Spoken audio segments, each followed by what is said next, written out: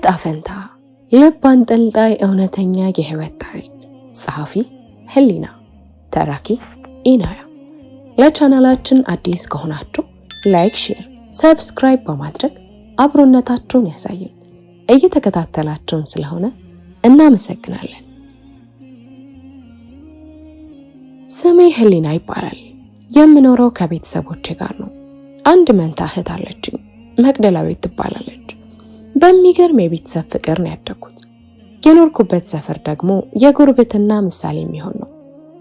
እኔ በተፈጥሮ ረጋ ያልኩኝ ምንም ነገር የማያጓጓኝ ልጅ ነኝ። እህቴ ደግሞ በተቃራኒው ተግባቢ፣ በነገሮች በቀላሉ ነገሮች የሚያስደምሟት ልጅ ናት።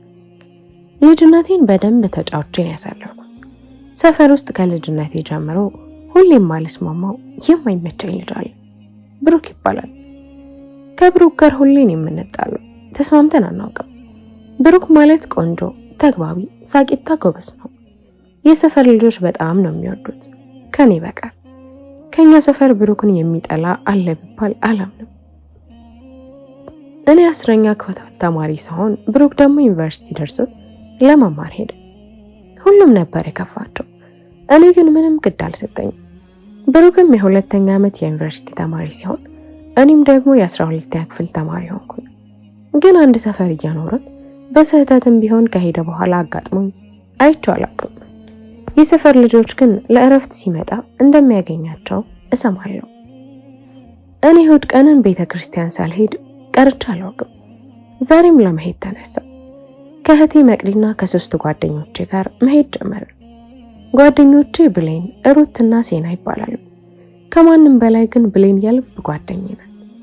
እየሄድን ድንገት ስለማይችን በየተጠራ ሁላችንም ቆም ብለን ዞር ስንል ራሄል ናት። ራሄል ማለት የሰፈራችን ልጅ አብሮ አደጋችን ናት። ብሩክን በድሮ ጀምሮ እንዴት እንደምትወደው ሁሌ ከብሩክ ጋር ስጣላ ትነግረኝ ነበር።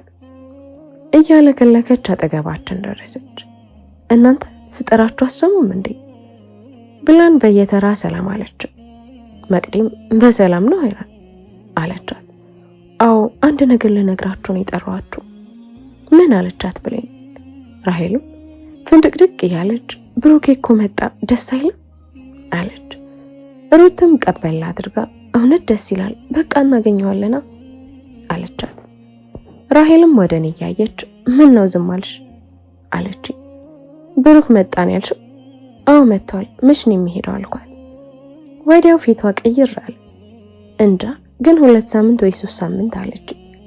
መቅዲም በቃ መቼስ በራችን ጋር ፊት እንደሰበሰብ ነው መሰብሰባችን አይቀርም፣ የዛኔ እናገኘዋለን አለቻት። ሁሌም ከልጅነታችን ጀምሮ የኛ በር ፊት ለፊት ወንዶች ሴቶችም ሆነን ተሰብስበን እናወራለን። በቃ በኋላ ብላን ፍንድቅድቅ እያለች እኔም ነገረ ስራዋ እየገረመኝ መንገዴን ቀጠልኩኝ። ምን ያህል ብትወደው ነው ያልኩኝ ቤተክርስቲያን ደረስ። ጉባኤያችን ጨርሰን ወደ ቤት ልንመለስ እየወጣን የክላሴን አግኝቼ ሰላም ለማለት ቆምኩ። ጓደኞቼም እየሄዱ እንዲጠብቁኝ ነገርኳቸው። ከልጅቷ ጋር ጨርሼ ተሰናብሻት ተሳልሜ ወጣሁ። ጓደኞቼን ከሩቅ አየኋቸው። ከሰፈር ልጆች ጋር ቆመዋል። የብሩክ ጓደኞች ናቸው። ወደ እነሱ ሄድኩኝ። ቀረብ ስል ብሩክ መሃል ላይ ተቀምጦ እያወራቸው ነው። ምንም አላልኩም። አንሄድም አልኳቸው ጓደኞቼ። ሁሉም ዞር አሉ። ሁሉንም ባሉበት ሰላምታ ሰጥቻቸው ጓደኞቼ እንሂድ ብያቸው መሄድ ጀመርኩ። ግን የሆነ ሰው ህሉ አለኝ። ዞር ብያ ቤት አልኩ። ብሩክ ነው። ወደ እኔ መጣ። ምን ነው ሰላም አትይኝም እንዴ አለኝ። እጄን ዘርግቼ ሰላም ብየው ዞር ብዬ ልሄድ ስል እንደዚህ አይደለም ብሎ አቀፈኝ። ተነገጥኩ። ምንም አላልኩም። ዝም ብዬ አቀፍኩት። አልናፈኩሽም እንዴ? ምን ነው አንተ ናፈኩህ ብዬ ጥያቄውን በጥያቄ መለስኩለት። አዎ እኔ በጣም ናፍቀሽኝ ነበር። አይ ጥሩ ነው። እና ወደ ቤት ነሽ አይደል? በአዎንታ አንገቴን ነቀነቅኩ። እና አብረን እንሂድ አለኝ። እሺ ብዬው እኔ ብሩክ ከኋላ ከሌሎቹ ከፊት ሆነን መሄድ ጀመርን። ብሩኬ በጣም አምሮበታል። ማለት ከበፊትም ቆንጆ ነው። ያሁኑ ግን ተለየ። አምሮብሃል እባክህ ተለውጠሃል አልኩት። ፈገግ ብሎ አንቺ ግን ያው ነሽ አለኝ። ማለት ያው በፊትም ቆንጆ ነሽ፣ አሁንም ቆንጅና አለሽ። አትናደጅ አለኝ። ስራ ፈትቼ በዚህ ልናደድ ደግሞ። አንዳንድ ነገሮች እያወራን እቤት ደረስኩኝ። በልቻው ብዬ ልገባ ስል ህሉ አለኝ። አቤት ብሩክ፣ በኋላ አትወጪም? ለምን? አይ እንደ ልጅነታችን እንድንጣላ ብዬ ነው አለ ፈገግ እያለ። ከተመቸኝ እሺ፣ ምን እዚህ በርሽ ጋር አይደል እንደምንሰበሰበው? ሩቅ አትሄጂ እና ያለን ብዬ ገባው። ልክ ስገባ እህቴ ቀድማኝ ገብታ ነበረና እየሳቀች ከመጀመሩ ነው ከብሩኬ በሰላም ማውራት የጀመርሽው ባክሽ አለችኝና ሁሌ ልጅነት አለ እንዴ ብዬ ቁጭ አልኩኝ። ወደ 11 ሰዓት አካባቢ ጓደኞቼ መጡ። ተነሱ እንውጣ፣ ሁሉም ውጪ ናቸው እኮ አሉ። እኔ እንደማልወጣ ነገርኳቸው። ምንም ቢሉኝ ደረኩኝ። ቢደብራቸውም እሺ በቃ ብለው እህቴን ይዘዋት ወጡ። ሁሌም እኛ ቤት ማታ እናቴና አባቴ ከስራ ሲመጡ ሁሌም ቡና ቀርቦ ነው የሚጠብቃቸው። አንድ የምታገዘን ልጅም አለች፣ መሲ ትባላለች። በልጅነቷን የመጣችው አብራን ያደገችው። ማታም ቡና ስናገርብ ቡና ስላጣን ልገዛ ወጣው። 2 ተኩል ይሆናል፣ ግን ሱቁ ቅርብ ስለሆነ ወጣው። ልክ ሱቁ ጋር ስደርስ ሰፈራችን ወንዶች ቆመዋል። ከመካከላቸውም ብሩክ ያለ። ሁሉንም ሰላም ናችሁ ብዬ ቡናውን ይዤ መሄድ ጀመርኩኝ። አብሬያቸው ባድግም ቅርበቴ ከሁሉም ጋር የተገደበ ነው። እህቴ ግን ከኔ ተቃራኒ ነች። በጣም ሰው ትግባባለች። አንዳንዴማ ታድላ እስከ ማለት ትደርሳለች። ከሰዎች ጋር ለመግባባት በጣም እቸገራለሁ። ህሉ አለኝ ብሩክ። ቆም አልኩኝ። ልሸኝሽ አለኝ። እዚሁ አይደለው እንዴ? ቢሆንም ብሎ መሄድ ጀመረ። አልመሸም ግን አለኝ። ሰፈር አይደል ምን ሆናለሁ? ኧረ ቢሆንም አንተ ምንም ሳትሆን እኔ ምን ሆናለሁ? እኔና አንቺ መሀል እኮ ትልቅ ልዩነት አለ። እሺ ይሁንልክ በቃ ልግባ ብዬው ልገባ ስል ቀደም ግን እመጣለሁ ብለሽ ቀጣሽኝ አይደል? እመጣለሁ ሳይሆን እሞክራለሁ ነው ያልኩት። ህሉ ግን ይሄ ለህሽና ድርቅናሽ ስልችት ነው ያለኝ። ምን አለ ቆይ ብትመጪ። ወዲያው ወደ ልጅነት ጭቅጭቃችን ገባል። ደረቅም ምን ለህኛም አይደለም ከመሰልክም እዚህ አጠገቤ ምን ትሰራለህ ብዬ ገብቼ በሩን ፊቱ ላይ በኃይል ዘጋሁት። ሙሉ ቀን ትምህርት ቤት ለምን እንደሆነ እንጃ ራሴን አሞኝ ዋልኩ። ቶሎ ቤት ገብቼ መተኛት ፈልጌ ሲደወል ቶሎ ወጣ። እህቴና ጓደኞቼ ሲሟዘዙ ግን አናደውኝ ጥያቸው መሄድ ጀመርኩ። ከትምህርት ቤት በር ጋር ስወጣ ብሩክን አየሁት። እኔን እየጠበቀ ነው ወይስ እያልኩኝ እያሰብኩኝ አልፌው ልሄድ ስል ህሉ አለኝ። ቆም ብዬ አቤት አልኩት። አንቺን እየጠበቅኩ አልፈሽ ልትሄጂ ነው እንዴ? ለምን ጠብቀኛለህ? ህሊና በእናትሽ እንዲያትሆኝ። አሁን እንደው ትላንት ያልኩሽ ነገር እንደሚያናድድ ነገር ስማ ብሩክ፣ አልተናደድኩም እሺ ብዬ ልሄድ ስል እጄን ያዘ። እሺ በቃ ህሉ ይቅርታ፣ ችግር የለውም በቃ ነይ እሺ እንሂድ ብሎኝ አብረን መሄድ ጀመርን። ለምን አልጋብዝሽም ብለው አንድ ካፌ ገባን። ብሩክ ከልጅነቱ ጀምሮ ከእጁ ላይ ብር ጠፍቶ አያውቅም። እኛ ሰፈር ከእናቱ ጋር ነው የሚኖረው። በጣም ጥሩ ኑሮ ነው የሚኖረው። አባቱ ግን የናጠጠ ሀብታም መሆኑን አውቃለሁ። እናቱም ሀብቱን አልፈልግም ብላ ራሷ እየሰራች ነው የምትኖረው። ለክረምት አባቱ ጋር ይሄድ ነበር። አባቱ እየላኩለት መሰለኝ ከብሩክ እጅ ብር ጠፍቶ ማያውቁ። ሁለታችንም ማዘን እየተጫወትን ሰዓቱ ሲሄድ ወደ ሰፈር ሄድን። እውነት ለመናገር በጣም ደስ ብሎኛል። ከብሩክ ጋር እንደዚህ አይነት ጊዜ አሳልፋለሁ ብዬ አስቤ አላውቅም። ዛሬ ቅዳሜ ነው። ቤት ቁጭ ብያለሁ። ብሩክን ካገኘሁት 4 ቀን አለፈኝ። ድንገት ግን ስልኬ ጠራ። ሄሎ፣ አንቺ ግን ሰው አይናፍቅሽም? ብሩክ መሆኑን አወቅኩኝ። ሰላም ነው ብሩክ አልኩት።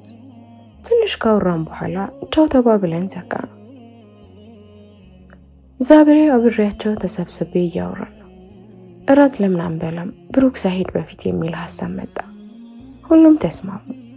ለእኔና ለእህቴም ለጋ እንዲያስፈቅዱልን ተስማምተን ገባን። እኔ ረስቼው እራቱን ወጥቻለሁ። ለካ ሁሉም ተዘጋጅተው 11 ሰዓት አካባቢ በር ላይ ቆመዋል። ሁሉም አንቺ ብለው ጮሁ። ወይኔ የምር ረስቼው ነው። በቃ እናንተ ሄዱ ስል ብሩክ ነይ ችግር የለውም አለ። እንዲህ ለብሼ ጅንስና ሁዲን የለበስኩት። ጸጉሬም ረዘም ስለሚል ብዙ ጊዜ ዌቭን የምሰራው እሱን ተሰርቻለሁ። ችግር የለውም ብሎኝ ሄደ። የሚያምር ትልቅ ሆቴል ገባን። በላን፣ ጠጣን፣ ተጫወትን። የሆነ ሰዓት ዘፈን አስከፍተው መደነስ ጀመሩ። ብሩክ እጄን አጠበቀ እንደንሳል። እኔ እኮ አልችልም ግን አሳይሻለሁ እሺ ብዬ ተነሳው። ከብሩክ ጋር እየደነስኩኝ አይኔን በአትኩሮት እያየኝ ፈገግ አለ። የሆነ የማላውቀው ነገር ተሰማኝ። ድንገት ግን ሄራን መጣች። አሁን ከኔ ጋር እንደነስ አለች። እሺ ብዬ ሄጄ ቁጭ አልኩ። ተዝናንተን ጨራርሰን ወደ ቤት ሄድን። ከብሩኬ ጋር በዚህ ሳምንት ብቻ በጣም ተግባብተናል። ሌሊቱን ሙሉ ነው በስልክ የምናወራው፣ ማለት አዲስ ሰው ጋር የተዋወቅኩ እስኪመስለኝ ድረስ። ነገ ብሩክ ወደ ግቢ ሊመለስ ነው። አላውቅም ከፍቶኝ ይሆን ብቻ በጣም ጭንቅ እያለኝ ነው። ማታ ክፍሌ ቁጭ ብዬ ስልክ ይጠራ። ብሩክ ነው። ሄሎ ብሩክ። ሄሎ በር ላይ ነኝ፣ አንዴ ውጪ። ወይ ብሩክ፣ አባዬም እማዬም አሉ፣ አልችልም። በእናትሽ ሄሎ ቶሎ ትመለሻለሽ አለ። ተነስቼ ወጣሁ። ልክ በሩን እንደዘጋው ጥብቅ አርጎ አቀፈኝ። ብሩክ ምን ነው አልኩት። ሄሎ ምንም ሳትይ ለትንሽ ደቂቃ ቀኝ እሺ ብዬ ዝም ብዬ አጥብቄ ያቀፍኩት። ለቀቀኝና ሄሎ አውቃለሁ ለአንቺ የኔ መሄድ ምንም እንደማይመስልሽ፣ ለእኔ ግን አላውቅም። በመሀል የመጣው አይንሽን ባላየው ኖሮ ሲል አቋረጥኩት። እንዴ ብሩክ እኔ ሳላይ አይተኸኝ ታውቃለህ እንዴ? አይ በቃ ተይው ብቻ ትናፍቅኛለሽ ብሎ ግንባሬን ሳም። ጠዋቻው ብትይኝ ደስ ይለኛል ብሎኝ ሄደ። ሌሊቱን ሙሉ እንቅልፍ መተኛት አቃተኝ። ቆይ ብሩክ እዚህ ሲመጣ ያየኛል እያልኩ ድንገት አሻለበኝ። በነጋታው ብሌን መጣች። ብሩኬ ሊሄድ ነው እንውጣ ስትል እህቴ እሺ ብላ ወጣች። እኔ ዝም አልኩ። ልቤ በኃይል እየመታች ነው። አቃተኝና ወጣሁ። በሩ ጋር ቆምኩ። ሁሉንም ቻው እያለ ነው። ዞር ብሎ አየኝና በእጁ ቻው አለኝ። ዝም አልኩት። ልገባ ስል የሆነ ነገር ተናነቀ። ተመልሼ ብሩኬ ብዬ ጠራሁት። ዞረ። ሄጄ አቀፍኩት። አቀፈኝ። እንቤ ይወርዳል። ቀስ ብሎ ወደ ጆሮዬ ጠጋ ብሎ የኔና ያንቺ ነገር ገና መጀመሩ ነው፣ ከዚህ በኋላ በጭራሽ አልለቅሽም፣ እመጣለሁ እሺ ብሎኝ ሄደ። ብሩኬ ከሄደ 2 ሳምንት ሆነው። ያም ሆኖ ግን በስልክ በደንብ እናወራለን። ዛሬ አባዬ ከሌላው ቀን በተለየ መልኩ ደስ ብሎት ነው የመጣው። እራት እየበላን እናቴ ዛሬ ምን ተገኝቶ ነው ባክህ ደስታ በደስታ የሆንከው ከማለቷ ወዳጄ እኮ ከውጭ ከነ ልጁ መጣ ሲል እናቴ ተነስታ ቤቱን በጩኸት አቀለጠችው። እናቴም አባቴም እንዲህ የሚሳሱለት ሰው በአንድ ወቅት ቤታችን በዕዳ ተይዞ ሳለ እኛን ጎዳና ወጥቶ የሰው ፊት ከማየት የታደገን የአባቴ አብሮ አደገ። ምንም እንኳን አባቴ ብሩን መልሶ ቢከፍለው ሁሌም ውለታውን በምን ልክፈለው እያለ ያስባል። የእሱ ቤተሰቦች እሱን ለመቀበል ያዘጋጁት የእንኳን ደህና መጣህ ዝግጅት ላይ እንደተጋበዘንና ሁላችንም እንደምንሄድ አባቴ ሲነግረን እኔም እህቴም እኛ እንሄድም አለ። እንዲሁ ድካሙ ቢለን እንጂ እኛ ቤት የአባዬን ትዕዛዝ ለመቃወም መሞከር ትርፉ ድካም ነው። እቤት ዛሬም እንደለመደብን የሆነ ቦታ ሄጄ አረፈድኩባቸው። አባቴም እናቴም እየሰደቡኝ በለበስኩት ጅንስ ሄድን። ቤታቸው ስንደርስ ትልቅዬ ቪላ ቤት ነው። ገባን። ጓደኛው እንዳየው መጣ። ተቃቅፈን አለቀሱ። እኛንም ሰላም ብለውን ወደ ውስጥ ገባን። ትንሽ ቆይቶ አንድ ረጅም በጣም ቆንጆ ልጅ ከላይ ወረደ። በጣም ቆንጆ ነው። የአባዬ ጓደኛ ይዞት ወደኛ መጣ። ለአባዬ ያው ልጅ ያለው አባዬና እናቴ ሰላም አሉት። እህቴንም ሰላም ብሏት ቀና አለ። ወደ እኔ ፈገግ ብሎ እጁን ዘረጋልኝ። በፈጣሪ ጥርሱ፣ አይኑ፣ ሰውነቱም ጸጉሩ ብቻ በጣም ቆንጆ ነው። ሰላም አልኩትና ቁጭ አልኩ። ትንሽ ግርግሩ ሲደብረኝ ወደ በረንዳ ወጣሁ። የሆነ ሰው ግርግር ይጨንቃል አይደል? ዞር ስል የቀደመው ልጅ ነው። በደንብ ሳንተዋወቅ ብሎ ዮናታን እባላለሁ ብሎ እጁን ዘረጋልኝ። ህሊና አልኩት። ስላወቅኩሽ ደስ ብሎኛል። ዝም አልኩት። ዝም ብለን እያወራን ማነው ታላቅ ካንቺና ከእህትሽ አለኝ።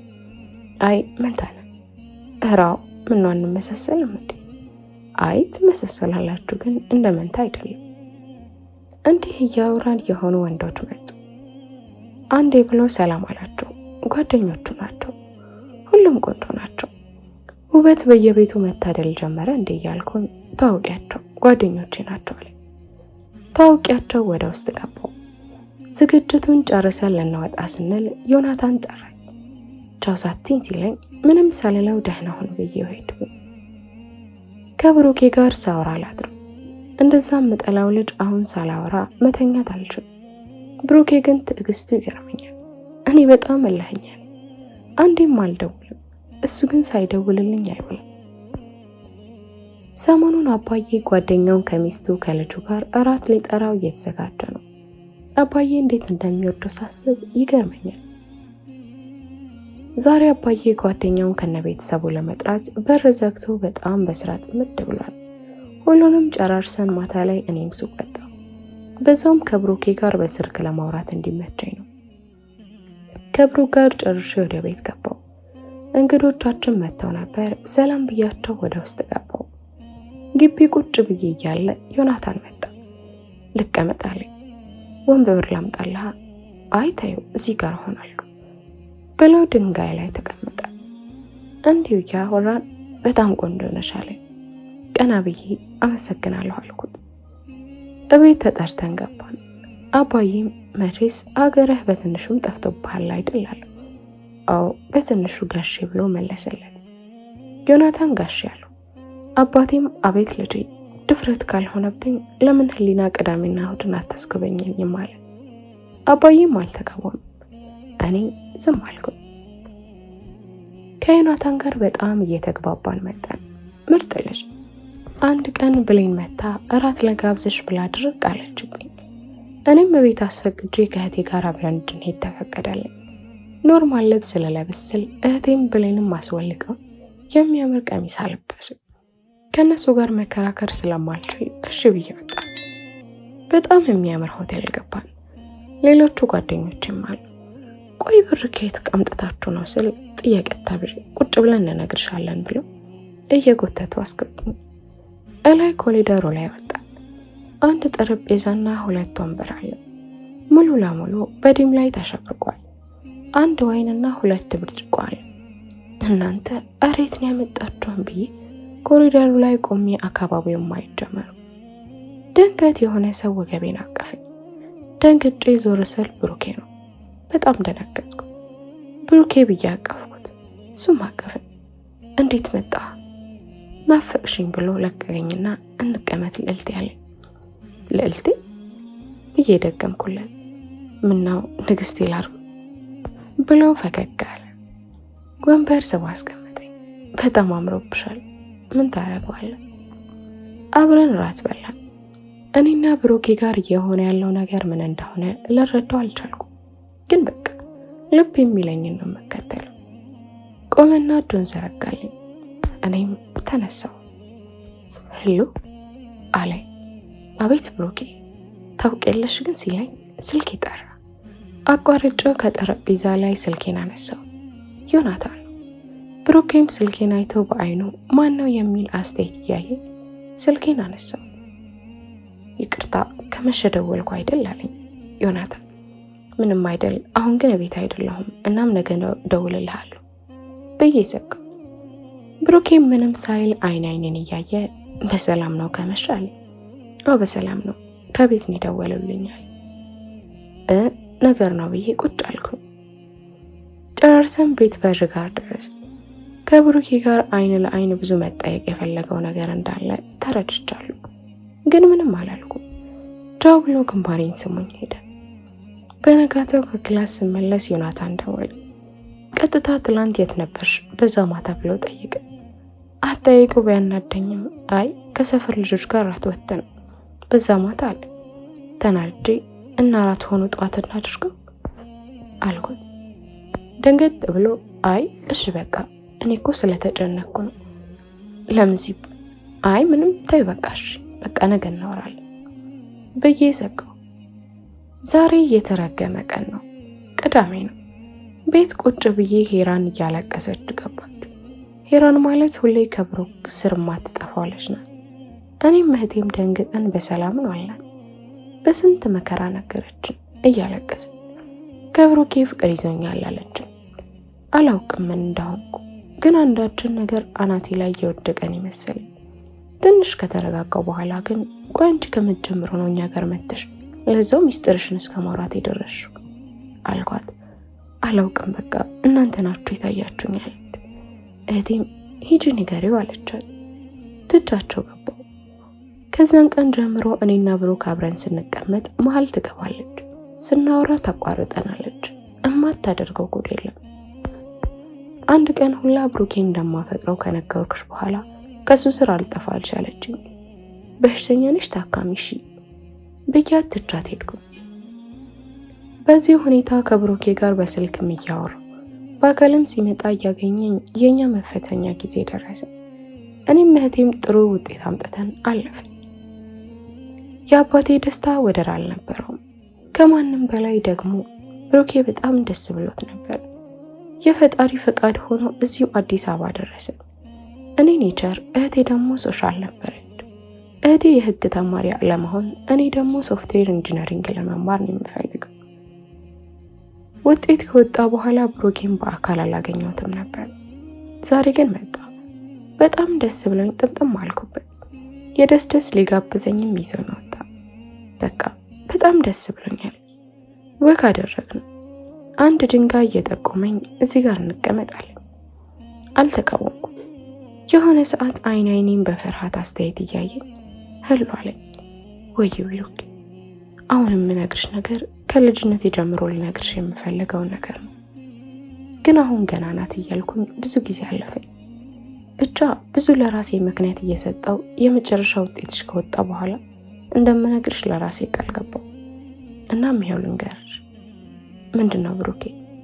ህሉ፣ ከልጅነት ጀምሮ ለቀረበሽ ስሞክር አንቺ ስትገፊኝ ስትርቂኝ፣ ህሉ በጣም አፈቅርሻለሁ። ከልጅነት ጀምሮ አእምሮዬ እስካሁኗ ሰዓት አፈቅርሻለሁ። ታውቂያለሽ፣ ውጤት መጥቶልኝ እንደምሄድ ሳውቅ ሁሌም እንደማላይ ሳስብ ልሞት ነበር የደረስኩት። ግን ለእናቴ ስል ሄድኩኝ። አዎ እዛም ሄጄ ሀሳቢ አንቺ ነሽ። ለእረፍት ስመጣ በሰበብ አስባቡ በሰው እያስጠራው ከሩቅ አይሻለሁ። ከትምህርት ስትመለሽ ጠብቄ አይቼሽ እሄዳለሁ። አንቺ ግን ለእኔ ደንታ አልነበረሽም። ያለኝ አማራጭ ዝም ማለት ነው። አሁን ግን ከአቅሜ በላይ ሆነ። ህሉ፣ በጣም አፈቅርሻለሁ አለኝ። በጣም ደስ አለኝ። ግን ደግሞ እኔም ስሜት እንዳለኝ እያወቅኩኝ እኔም እወድሃለሁ ማለት አቃተኝ። ሴትነቴ ገደበኝ። ምንም ሳልል ትቼው ሄድኩ። እቤት እንደገባው ቀጥታ ክፍሌ ገብቼ በሩን ቆለፍኩት። ደስ እንዳለኝ ያውቃለሁ። ብቻ ግራ ገብት ያለ ስሜት ነው የሚሰማኝ። አፈቅርሻለሁ ያለኝን ቃል ከስሬ ጆሮዬ ላይ ያቃጭላል። ትቼው በመምጣቴ የጥፋተኝነት ስሜት ተሰማኝ። ማታ ላይ ሱቅ ወጣሁ። ልክ ሱቅ ጋር ስደርስ ብሩኬ አንገቱን ደፍቶ ቁጭ ብሏል። ባለሱቁን ካርድ ስጠኝ ስለው ብሩኬ ቀና ብሏል። ገዝቼ ልሄድ ስል ቆይ ላድርስሽ አለኝ። እሺ ብዬ እየሄድን ህሉ፣ ካጠፋ ይቅርታ አለኝ። ቆም አልኩ። እሱም ቆመ። ህሉ፣ እውነት ልንገርሽ፣ ፈጣሪ የሚወደኝ ከሆነ አንቺን ይስጠኝ። ህሉ፣ እኔ አንቺን ሌላ ስትሆኝ ማየት አልችልም አለኝ። ተንጠራርቼ አቀፍኩትና እወድሃለሁ ብዬ ለቀቀኝና እውነትሽ ነው አለ። አብሩኬ ፈጣሪ ብሎ ጮህ ብሎ ጥብቅ አርጎ አቀፈኝ። በጣም ወድሻለሁ አለኝ። ቤቴ በር ጋር አድርሶኝ ገባሁ። ከምለው በላይ ደስ ብሎኛል። ከብሩኬ ጋር እዚህ ሲመጣ አብረን እየሆንን እዛ ሲሄድ በስልክ እያወራን 1 ዓመት ሆነ።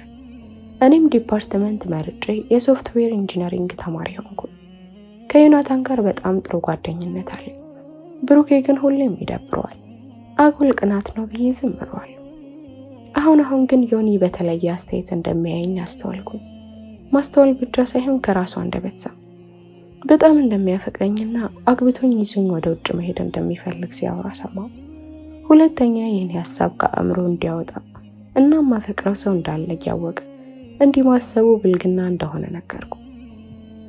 አንድ ቀን እቤት ማታ ቁጭ ብለን አባቴን የምልሽ ልጅ አለኝ። አቤት አባ፣ ስለ ትዳር አስበሽ ታውቂያለሽ ልጅ አለኝ። ይህን ጥያቄ ከሱ ስላልጠበቅኩኝ ደነገጥኩ። ምን ነው አባ? እናቴ ቀበል አድርጋ ምን ነው ሚሆናት አገኘህ እንዲህ አለችው። ደንገጥ ብዬ አሁን ላይ ገና ነኝ እኮ ትዳር አልፈልግም አልኳቸው። አባቴ ሰሞኑን በተደጋጋሚ የትዳር ፍላጎቴን አጥብቆ እየጠየቀኝ ነው። እኔም እንደማልፈልግ ነገርኩት። ዛሬ የዮኒ አባትና እናት እቤት ፊታቸውን ፈገግታ ሞልተው መጡ። እኔም ሰላም ብያቸው ወደ ውስጥ ገባው። ትንሽ ልተኛ ብዬ ጋደም አልኩኝ።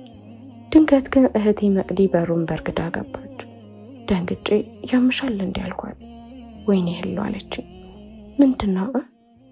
አባዬ ድንግጬ ነው። አባዬ ምን ሆነ ብዬ ብድግ አልኩ። አትጩሂ ምንም አልሆነም። እና ምንድነው አልኳት። ህሎ ይኸውልሽ በሳሎን እያለፍኩኝ ስምሽን እያነሱ ሰማሁ። ምንድነው ብዬ ስሰማ ንገሪኝ ህሎ ከዮናታን ጋር ልትጋባ ነው አለችኝ። ምን? አዎ ከዛ ወደ ውጭ ወስዶች ትምህርትሽን እዛ እንደምትማሪ ሲያወሩ ሰማሁ። በጣም ደነገጥኩኝ። ሰማይ ምድር ዞረብኝ። እንደምንም ተነስቼ ሳሎን ሄድኩኝ። የዮኒ አባት የኔ ልጅ ብሎ አጠገቧ አስቀመጠኝ። እናቱ ፀጉሬን እየነካካች የኔ ቆንጆ ከአባትሽ ጋር አዛመድሽን፣ ልጅ እድለኛ ነው አንቺን የመሰለች ቆንጆ በማግኘቱ እያለች የሞገሳ መዓት አወረደችብኝ። የዮኒ ቤተሰቦችም ወደ ቤታቸው ሄዱ። አባቴንም ጠየቅኩት። ለምን አባዬ ለምን የኔ ልጅ ምን አለበት ከጥሩ ቤተሰብ ጋር ነው የተዛመድሽው? ዮኒም ቢሆን ጥሩና ጎበዝ ልጅ ነው። ደግሞ የፈጣሪ ፍቃድ ሆኖ የሚወዳጀኝ ውለታ አንቺን ልጅ አድርጌ ልሰጠው ነው።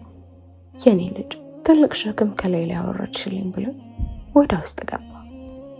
እናቴ አጠገቤ መታ ተቀመጠች። እማዬ በፈጠራችሁ እንዲያታድርጉ የኔ ልጅ ወዶሽ ነው የትዳር ጥያቄውን ያቀረቡ። በአሁን ዘመን ልጃችን ለማናውቀው ሰው ከመስጠት የምናውቀው ሰው ይሻላል ብለን። እማዬ እኔ አልወደውም የኔ ልጅ እኔ አንቺን ማስገደድ አልችልም፣ ግን ደግሞ በህይወቴ ምንም አድርግልኝ ብዬሽ አላውቅም አይደል? አዎማ በቃ የኔ ልጅ አባትሽን አንገቱን አታስደብ። እባክሽ ልጅ ደስታው እንደምታዩ ለአባትሽ ስትይ አልችልም። እንግዲያውስ አባትሽ ላይ ለሚሆነው ነገር ኃላፊነቱን ውሰድ። ታውቂያለሽ በጓደኛው ቀልድ እንደማያውቅ ደግሞ የሰው ፊት ከማየት ያዳነን እሱ እንደሆነ አትርሺ። አስቢበት ብላኝ ገባች። ሌሊቱን ሙሉ ሳለቅስ አደርኩ። ብሩኬም ሲደውል ስልክ አላነሳም። ምን ልበለው ግራ ገባኝ። አሁን ያለኝ አማራጭ ዮኒን ማናገር ነው። ደውዬ ላገኘው እንደምፈልግ ነገርኩት። አልተቃወመኝም። እሺ አለኝ። አንድ መናፈሻ ተቀጣጥረን ዘጋው። የቀጠርኩት ቦታ ስደርስ ቀድሞኝ ደርሶ ነበር። ሰላምታ ከተለዋወጥን በኋላ ከትንሽ ንግግሮች በኋላ ወሬያችን ወደ ጭቅጭቅ ተቀየረ። ብሩኬን አፈቅረዋለሁ። ይህን ነግሬህ ነበር። እንዴት የጋብቻ ጥያቄ ታቀርባለህ? ለዛውም የኔን ፍንቃድ ሳትሰማ። አባትህን እምቢ እንደማይለው ስለምታውቅ ነው አይደል? እኔ አንተን ማግባት አልፈልግም። ህሎታይ መጥፎ ነገር አትናገር፣ ይቆጭሻል። ያምሃል? አይገባህም? አላፈቅርም። ስለዚህ ላገባህ አልችልም። በቃ ሽሊና፣ እኔ ግን አፈቅርሻለሁ። እኔ ካፈቀርኩሽ በቂ ነው። ታያለሽ ደግሞ ቀስ እያልሽ ታፈቅረኛለሽ። አንተ ምን አይነቱ ድንጋይ ነህ? መቼም አይገባህም። እርግጠኛ ነሽ ሽሊና፣ በአባትሽ ድርድር እንደማታውቅ ያውቃል። ስለዚህ ከአባትሽና ከብሩክ ምረጭ አለኝ። ሳስበው በጩኸት ሳይሆን በልመና ከገባው ብዬ እባክህ ዮናታን፣ እኔ አላፈቅርም። ከማታፈቅረህ ሴት ጋር እንዴት ትኖራለህ? እባክህ ብሩኬን አፈቅረዋለሁ፣ ከሱ መለየት አልችልም ስለው ሁለተኛ የብሩክን ስም አታንሽብኝ ብሎ እኔ እኮ ከማንም በላይ አፈቅርሻለሁ፣ ከውጭ እዚህ የመጣሁት ደግሞ አንቺን ለማግባት ነው። ምን ማለት የታይታይ ነው? አባቴ እዛ እያለን አባትሽ ልጆቼ ብሎ ያንቺና የእህትሽን ፎቶ ሲልክላት አሳይ። ከዛን ቀን በኋላ ከአንቺ እጅ ማሰብ አቆምኩ። እዚህ መጣሁ። ኖርማል ሆኜ የቀረብኩሽ ግን አንቺን ከእኔ ብሩክን አስፈልጠሽ እውነት ለመናገር ለአባዬ አልነገርኩትም ነበር። እዚህ ከመጣም በኋላ ስሜቴን ተረድቶ ሲጠይቀኝ አንቺን ማግባት እንደምፈልግ ነገርኩት። በቃ አንቺን ላገባ ነው እየመጣሁ። አንቺን አግብቼ ራሴ ስላደረግ የትም ንቅንቅ አለን። እንጋባለን፣ ይዤሽ እሄዳለሁ፣ አብረን እንኖራለን። ምን የመሰሉ ልጆች ትወልጅልሽኛለሽ። በቃ ደስተኛ እንሆናለን አለኝ። በጥፊ ደረገምኩት።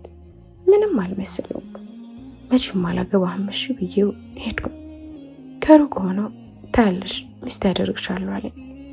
እቤት ገባ። የምሆነው ሁሉ ጠፋብኝ። ብሩኬ ይደውላል፣ ግን ምን ልበለው? ውሸት ከምደረድር ባላነሳስ ብዬ ዝም አልኩ። ሽምግልና ሊላክ 1 ሳምንት ቀረው። ሰፈር ሰው ሰማ። የኔና የብሩኬን ግንኙነት የሚያውቁ ጓደኞቹ ለብሩኬ ሳይነግሮት የቀረ አይመስለኝም። ብሩኬ በቴክስትም በስልክም አላስቀምጣለኝ። በስተመጨረሻም ግን አነሳው። ምን እንደተፈጠረ ጠይቀኝ። ሁሉንም ነገርኩት። እና ህሉ ምን ልታደርጊ ነው? ብሩኬ አባቴን በጭራሽ ማሳዘን አልፈልግም። ህሉ እንደዛ አትበይኝ። ህሉ አላገባውም በይኝ። ህሉ እባክሽ። ብሩኬ በጣም እንደምወድህ ታውቃለህ፣ ግን ደግሞ የአባቴን ትዕዛዝ መተላለፍ አልችልም። በነጋታው ብሩኬ ሰፈር እንደመጣና ሊያገኘኝ እንደሚፈልግ ነገረኝ። እኔም ሄድኩ። አጠገቡ ስደርስ እንቤ መጣ። እንደምንም እንቤን ተቆጣጥሬ ያቀፍኩት። ተጋግፈን ቁጭ አለን። ህሉ ወይ ብሩኬ ይዤሽ ልጥፋ አለኝ። ደንገጥ ብዬ ማለት ስልሽ በቃ ከኔ ጋር ሩቅ ቦታ እንሄድ፣ አብረን ደስ የሚል ኑሮ እንኖር፣ ትምህርቴን ማቋረጥ ካለብኝ ሲል አቋረጥኩ። ሰማኛለህ ብሩኬ፣ የማይሆን ነገር አትበል። በቃ እኔ እናንተ የኔ ከሆንክና ከተጻፈልን አብረን እንሆናለን፣ ወይ ደግሞ ተይሉ እባክሽ፣ እኔ ያላንቺ ምን ልሆን? ብሩኬ እኔም እኮ ይከብደኛል፣ ግን ደግሞ ቤተሰቤን እምቢ ማለት አልችልም። ብሩኬ ብስጭት ብሎ ካጠገቤ ተነሳ። ቆይ ትንሽ እንኳን ለመታገል አትሞክሪም እንዴ? ወይስ እኔ ብቻ ነኝ የማፈቅርሽ? በቃ አልችልም። ከኔ ሌላ አስታገቢ ቆም የምድርሽ ይመስልሻል? አይሆንም። ካስፈለገ ያን ዮናታን የተባለው ልጅ ከኔ ጋር እንዲያወራ አደርጋለሁ። ብሩክ አልኩ ጮክ ብዬ። ትሰማኛለህ? ይህ ወሬ አባቴ ጋር እንዲደርስ አልፈልግም። በቃ እባክህ ልትረዳኝ ሞክር። ከአቅሜ በላይ ለመታገል እየሞከርኩ ነው። ፈጣሪ ከፈቀደ አንለያይ። ምንም ሳልለው ተነስቼ ሄድኩ። የሽምግልናው ቀን እየደረሰ፣ ቤተሰቦቼ በጣም ደስተኛ ናቸው። ዮናታንም ብዙ ጊዜ ለመንኩት፣ ግን ምንም ሊሰማኝ ፈቃደኛ አልሆነም። ብሩኬ ይደውላል፣ ግን አላነሳም። ነገ ሽምግልና ነው። እቤት ስራ እየተሰራ ነው። እኔ ከጓደኞቼ ጋር ልብስ ለመግዛት ሄድኩ። ምረጪ ሲሉኝ እናንተ ምረጡ ብዬ እነሱ ያሉትን ሳለካ በስርዓትም ሳላየው ይዘህ መጣ። ማታ ላይም በዛው ራት ለመምራት አንድ ቦታ ገባን። ትንሽ ቆይተው ብሩኬ ከነ ጓደኞቹ መጡ። አጠገቤ ተቀመጠ። ናፍቆኛል። አቀፈኝ። አቀፍኩት። በቻልኩት አቅም እሸሸዋለሁ ብዬ ነበር፣ ግን አልቻልኩም። ብሩኬ ለመጀመሪያ ጊዜ አይኑ በእንባ አቅርሮ አየሁት። ወደ ጆሮዬ ጠጋ ብሎ እባክሽ አታድርጊው፣ ይሽሽ ልጥፋ። እንቤ ይወርዳል። ድንገት ግን ስልኬ ጠራ። ዮናታን ነው። አነሳው። ሄሎ ህሉ፣ ጨረሽ እንዴ? አው ከዛውና ገባሽ? አይ እንዴት ነሽ? ከጓደኞቼ ጋር። አንዱ የብሩኬ ጓደኛ ብሩኬ ብሎ ጠራው። ከወንበሬ ተነስቼ ከነ ብሩኬ ራቅ ብዬ እራት ልንበላ የሆነ ቦታ ተቀምጠን ነው አልኩት። ብሩክ አለ አይደል አለኝ። አዎ አለ። ምን ነው ነገ ከኔ ጋር ልትታጭ ነው? ምን እየሆንሽ? ሰማለህ ብሩኬን አፈቅረዋል። ከሱ ጋር እንዳልገናኝ ልታደርግ አትችልም። ህሊና በጣም እየታገስኩሽ ነው እና መለህ ውስጥ አታስገቢ፣ መጥፎ ነገር ይፈጠራል። ስልኩን ዘጋውበት። ተመልሼ ብሩኬ እቅፍ ውስጥ ገባው። ሁላችንም ጨራርሰን ልንወጣ ስንል ብሩኬ ህሉ አለኝ። ወይ ብሩኬ እባክሻል። እኔም ስለገባኝ ልጥፍ ብዬ አርጋኩ። ብሩኬ እኔ ሁሌም ያንተ ነኝ። ስጌ ቢለይክ እንጂ መንፈሴ ሁሌም ካንተ ጋር ነው። እሺ? አልችልም ህሉ፣ እንደሚነካሽ ሳስብ ያመኛል። የነመም ለኔ አትስጪ እባክሽ። ብሩኬ ይህ ላንተ አይገባ አውቃለሁ፣ ግን ደግሞ ጠንካራ ሁን። በነጋታው ሸማግሌዎቹ መጡ። ያለኔ ፍቃድ የኔን ህይወት ወሰኑልኝ። ተስማሙ። ወደ ማታ ቀለበት ዝግጅቱም አብሮ ተዘጋጀ። በይፋ የዮናታን እጮኛ ሆንኩኝ። ለአባቴ ደስታ ስል ራሴን ገደልኩኝ። አባቴ ለኔ የሆነልኝን ለመክፈል በሌላ ነገር ባስደስተው ምንኛ ደስተኛ እንደመሆን ነበር። አንዳንዴ ግን ህይወት ሚዛናዊ አይደለም። ለአንዳችን ደስታ አንድ ሰው ወይም በዛ ላይ የሆነ ሰው መከፋት አለበት። ዝግጅቱ ካለፈ ሳምንቱ ነው። ሰርጋችንም ትንሽ ይቆይ ብዬ ነበር። ዮናታን ግን ከአንድ ወር በኋላ ምንም ማለት ስለማልችል ተስማሙ። ዛሬ ከክላስ ደግሞ መጥቼ ልተኛ ስል መቅዲ ብቻዋን ቁጭ ብላ ታለቅሳለች። ደንግጬ ምን እንደሆነች ብጠይቃትም ልትነግረኝ ፈቃደኛ አልሆነችም። በመጨረሻም ግን እንባዋን እየጠረገች እህቴ ህይወት ግን ምንድናት? ማለት ምንድነው መቅዲ? ህሉ ፍቅር ግን በጣም የሚያስጠላ ነገር ነው። የኔ ወድ ፍቅር ያዘሽ እንዴ? ህሉ ምን መሰለሽ፣ ሄራም ብሩኬን ትወደዋለች፣ ብሩኬ ደግሞ አንቺ። ዮኒ ይወድሻል፣ አንቺ ደግሞ ብሩኬ፣ እኔ ደግሞ ዮኒ። ቆይ ለምን የሚያፈቅሩን እያሉ የማይወዱን እንከተላለን? መቅዲ ዮናታንን ትወደዋለች። አዎ በጣም አፈቅረዋለሁ፣ ግን እሱ አንቺ ፍቅር ታውሮ እማትፈልጊውን አንቺን ከብሩኬ ለይቶ ሊያገባሽ ነው። መቅዲ ከመጀመሩ ነው ይህ ስሜት። አላውቅም መች ፍቅር እንደያዘኝ፣ ብቻ ግን ከሆነ ሰዓት በኋላ መቅናት ጀመርኩ። ከሱ አጠገብ ሰሆን የሚሰማኝን ደስታ፣ ግን እሱ እኔን አላየኝም። እስከ ዛሬ የእህቴን ስሜት አለመረዳቴ ጥፋተኝነት ተሰማኝ። አሁን ላይ ምን ማድረግ እንዳለብኝ ግራ ገባኝ። መቅዲ ለዮናታን እንዳልነግረው አስጠንቅቃኛለች። ዮናታንም በጣም ነው የሚቆጣጠረኝ። የሰርጋችን ዝግጅትም ተጀምሯል። ዛሬ ከክላስ እየወጣው ብሩኬ ደወለልኝ። እዚህ ስለመጣ እንዳገኘው ጠየቀኝ። እሺ ያልኩት። ብሩኬን ከሩቅ አየሁት። ሄጄ ጥምጥም አልኩበት። የሚገርመው እየተፈተነ ያለ ፍቅር በጣም ነው የሚጣፍጠው። ደጋግፈን አንድ ካፌ ሄድን፣ ተቀመጥ፣ ምሳ በላን። እኔም እቅፍ ውስጥ ያለው 11 ሰዓት ሆነ። በቃ ከብሩኬ ጋር ስሆን ሁሌም ወኔ ያገኛል። ምን ዋጋ አለው? አባቴ ጋር ስሆን ግን ወኔ ይጠፋል። እሱን ለማስደሰት በድጋሚ ይታመማል። ከብሩኬ ጋር እያወራው ስልክ ጠራ። ዮናታን ነው። የት እንደሆንኩ ጠይቀኝ፣ ከጓደኛዬ ጋር ነው፣ ላገኝሽ እፈልጋለሁ አለ። መቼ? አሁን? አዎ አሁን። ጆኒኒ ወደ ቤት ልገባ ነው። እጮኛሽ እኮ ነኝ። እሺ በቃ የት የተለመደው ቦታ ጠብቅሻለሁ አለ። እሺ ብዬ ዘጋሁት። ልትሄጂ ነው አለኝ ብሩክ። አዎ ብሩኬ ነይ አለኝ። በዚህ ምሽት ለምፈልገሽ። እንጃ ብሩኬ አልመጣም አትይም እንዴ? በዚህ ማታ አትሄጂም? ነይ ቤት ላድርስሽ። ብሩኬ ኧረ ተው እንዴ አልችልም። ምንድን ነው የማትችይው? ብሩክ ዮናታን እኮ እጮኛዬ ነው፣ ነይ ማለት መብት አለው። ህሊና በቃ እንዲህ አትበይኝ።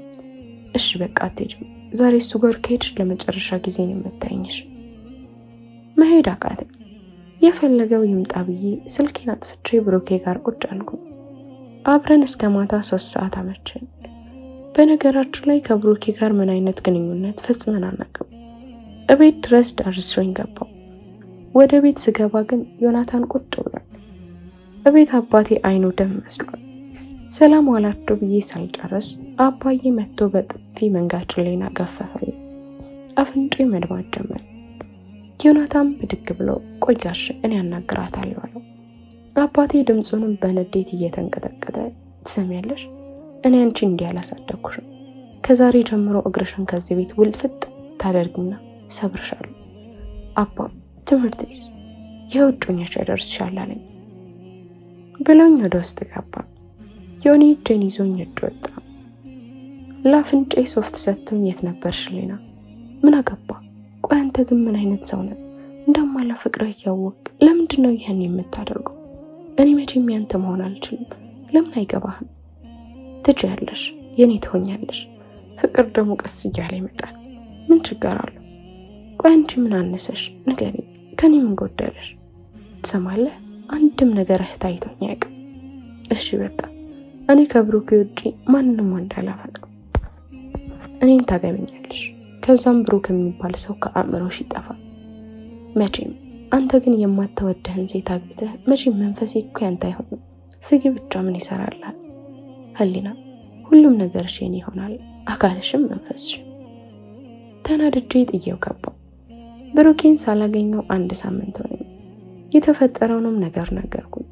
በቻልኩት አቅም እንደምንም እንደማገኘው ነግሬ ስልኩን ዘጋው። አሁንም አላብድ ነው። ትምህርት ቤት የሚያደርሰኝም የሚያልሰኝም ዮኒ ነው። ዛሬ እናቴና አባቴ ዘመድ የሆነ ነገር አጋጥሞት ወደ ክፍለ ሀገር ለ3 ቀን ሄዱ። የኔና የዩኒ ሰርግም አንድ ሳምንት ነው የቀረው። እኔና እህቴ ነው ቤት ያለነው። ዛሬ ከብሩክ ጋር ለመገናኘት የሰፈር ልጆች ልደት በሚል ሰበብ ይዘውኝ ወጡ። ዮናታን ደስ ባይለውም ፈቀደልኝ። ፏ ብዬ ወጣሁ። ብሩኬን አገኘሁት። አብረን እራት በላን። ሰዓቱ እዛው ላይ ቢቆም ደስተኛ ነኝ። ዛሬ ግን መጠጥም ጠጣሁ። አብረን መደነስ ጀመር። የሆነ ሰዓት ላይ ግን በጣም ደነገጥኩ። ለመጀመሪያ ጊዜ ብሩኬ ከንፈሬን ሳመኝ። በጣም ደስ የሚል ስሜት አለ። ወደ ጆሮዬ ጠጋ ብሎ በጣም አፈቅርሻለሁ፣ የኔ እንደማትሆኝ እያሰብኩም ቢሆን አፈቅርሻለሁ። ደረቱ ላይ ልጥፍ እንዳልኩኝ ህሊና አለኝ። የሆነ ሰው ዮናታን ነው። ከየት እንደመጣ እንጃ። ከመደንገጤ የተነሳ እግሬ እየተንቀጠቀጠ ነው። በንዴት ዮናታን ብሩክን አንተ እጮኛ ያላትን ሴት ማባለግ ጀብድ መሰለህ ብሎ ተያዙ። አንተስ የማታፈቅርህን ሴት በጉልበት መያዝ ጀብድ ነው ብለህ ታስባለህ? አሉ ብሩኬ። ሁለቱንም ጮኬ እንዲላቀቁ ነገርኳቸው። ዮናታን እጄን ይዞኝ ናይ ብሎ ልንሄድ ስንል ብሩኬ አትንካት ብለው ጮሃል። የዮናታን እጄን አስለቀቁት። ስምኝ ህሊና፣ አባትሽ ያሳደጋት ሴት ይቺ አይደለችም እሺ ሲል አባቴ ባለፈው በእኔ ለመጀመሪያ ጊዜ ያዝኖ የመታኝ ቀን ትዝ አለኝ። ቀጥታ ብሩኬ ጋር ሄድኩኝ። ብሩኬ በጣም አፈቅርሃለሁ፣ ይህን እንዳትረሳሽ። ህሉ ተይ ብሩኬ፣ እኔ እናንተ አብረን መሆን አልተፈጠረልንም። በቃ ያለኔ ኑሮህን ሀብላ ጀመርሽ። በጣም እወድሃለሁ። ህሉ አልችልም ብሩኬ፣ እኔ አባቴን ማስከፋት አልችልም። የምትወደኝ ከሆነ ውሳኔን አክብርልኝ ብዬ ከዮናታን ጋር ሄድኩ። ዮናታን በጣም ታናዷል። መኪና ውስጥ እያለን ለእህቴ ደወለላት። መቅደት ነሻል፣ እኔና ህሉ አንመጣም ዛሬ፣ ስለዚህ አባዬ ቤት ሂጂ፣ ብቻሽን ቤት እንዳታድሪ ብሎ ዘጋው። የት ልንሄድ ነው?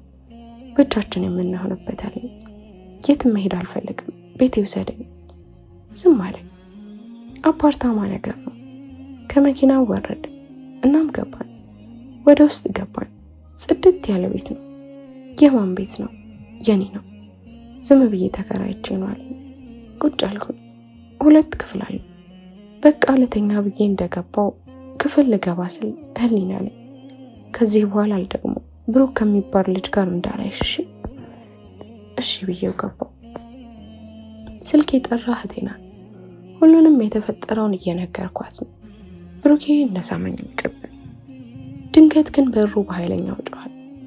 ደንግጬ ዞር ስል ዮናታን አይኑ ደም መስሎ በሩ ጋር ቆሟል። ከእህቴ ጋር እያወራው እንደገባ አልሰማሁትም ነበር። ስልኬን ዘጋሁት። እዚህ ምን ትሰራለህ አልኩት። ወደ እኔ ተጠጋ። እጄን አጥብቆ ይዞኝ ከብሩክ ጋር ምንድነው ያደረግሽው ብሎ ጠየቀኝ። ልቤ ባፌ ልትወጣ ምንም አልቀራትም ማለት አልኩት። ህሊና እንዳትዋሽኝ ስሞሻል ብሩክ አለ። ዝም ስል አምላክ ምስክሬ ነው ህሊና እገልሻለሁ ንገሪኛል። ዮናታን ምንም ቢናደድ እንዲሆነው አይቻላቅም። በጣም ፈርቻለሁ። ንገሪኝ ብለው ጮኸብኝ። እኔም አዋልኩ። ነይ ሌላስ ብሎ ሰውነት የማይጀመር ዮናታን ምን እያረክ ነው? ልቀቀኝ። ልብሴን እያወለቀ ንገሪኝ፣ ነክቶሻል እያለ መታገል ጀመረ። በፈጣሪ ምልልሃለሁ አልነካኝም ልቀቀኝ ብዬ ለመንኩት። በመጨረሻም ገፈተሩ። ምንም አልተፈጠረም አልኩ። ለምን አታምነኝም? ጠጋ ብሎ ስሚኝ፣ ለመጨረሻ ጊዜ ልጠይቅሽ፣ ከብሩክ ጋር ግንኙነት ፈጽማችሁ ታውቃላችሁ? ንገሪኝ፣ ነክቶሽ ያውቃል ብሎ ጮኸብ። እያለቀስኩ ምንም የተፈጠረ ነገር እንደሌለ ነገርኩት። እርግጠኛ ነሽ? አዎ። ምን አይነት ሴት ነሽ ግን? እጮኛ እያለሽ እንዴት ሌላ ወንድ ከንፈር ላይ ታርፈልሽ? በጣም ታሳፍሪያለሽ። እጄን ይዞ ወደ ራሱ ጎተተ። ህሊና በፈጣሪ ስም እምልሻለሁ፣ ከዚህ በኋላ ከብሩክ ጋር አይደለም በአካል በስልክ ብታወሪ እንኳን እንዲቆጭሽ ነው ማድረግሽ። እንደውም አምጮ ብሎ ስልኬን ወሰደ። አሁን ተኝ ብሎኝ ወጣ። ሌሊቱን ሙሉ ሳለቅስ ፈጣሪን ሳማረር አደርኩ። ቆይ ግን እንዴት ነው ከማልወደው ሰው ጋር የምኖረው? ሲታገል ለአንዴ እንኳን ገሌን ለነካው ዝግነን ብሎኛል። ምን አይነት ኑሮ ነው የምኖረው እያልኩኝ ሊነጋጋ አካባቢ እንቅልፍ ወሰደኝ። ጠዋት ላይ ቁርስ በልተን አብረን ወደ ቤት ሄድን። አሁን ቤተሰቦቼ መጡ። እሑድ ሰርጌ ነው። ብዙ ዝግጅት እንደማልፈልግ ተናግሬያለሁ። ቬሎና ሱፍ መረጣ ከኔ ከጓደኞችና ከዮናታን ጓደኞች ጋር ሄድን። ከብሩኬ ጋር ለመኖር የማቀደው ኖሮ ከማልወደውና ከማላፈቅረው ሰው ጋር ልኖር ነው። አንዱ እንደለካውት ይህ ይሁን ሌላ አለካም ብዬ ቁጭ አልኩ። ሁሉንም ወስደን ወጣን። እቤት ደርሰን ወደ ውስጥ ልንገባ ስንል የብሩኬ እናት የኔ ልጅ ህሊና ብላ ጠራችን። ነይ እስቲ አለችኝ። ዮኒም የብሩኬ እናት መሆኗን ስለሚያውቅ ምንም አላለኝ። ልጄ ትንሽ ቆይቼ እለካታለሁ እሺ አለችው። ፈገግ ብሎ ገባ። ምንድነው እናቴ? ብሩኬ የሆነው ነገር አለ? የኔ ልጅ ብሩኬ ምንድነው? አሁን የት ነው ስል ጓደኛው መጣ። ነይ እኔ የት እንዳለ ላሳይሽ። አሁን አልችልም። የብሩኬ እናት ቀበል አድርጋ ሂጂ የኔ ልጅ እኔ ጋር እንደሆንሽ ነግራቸዋለሁ አለች። እሺ ብዬ ሄዱ። ሳሚ ብሩኬ ደህና ነው? ህሉ እውነት ምን እንደምልሽ አላውቅም። ብሩኬ ደህና አይደለም። መሀላቸው ያለውን ነገር አውቃለሁ። ፈጣሪ ይርዳችሁ።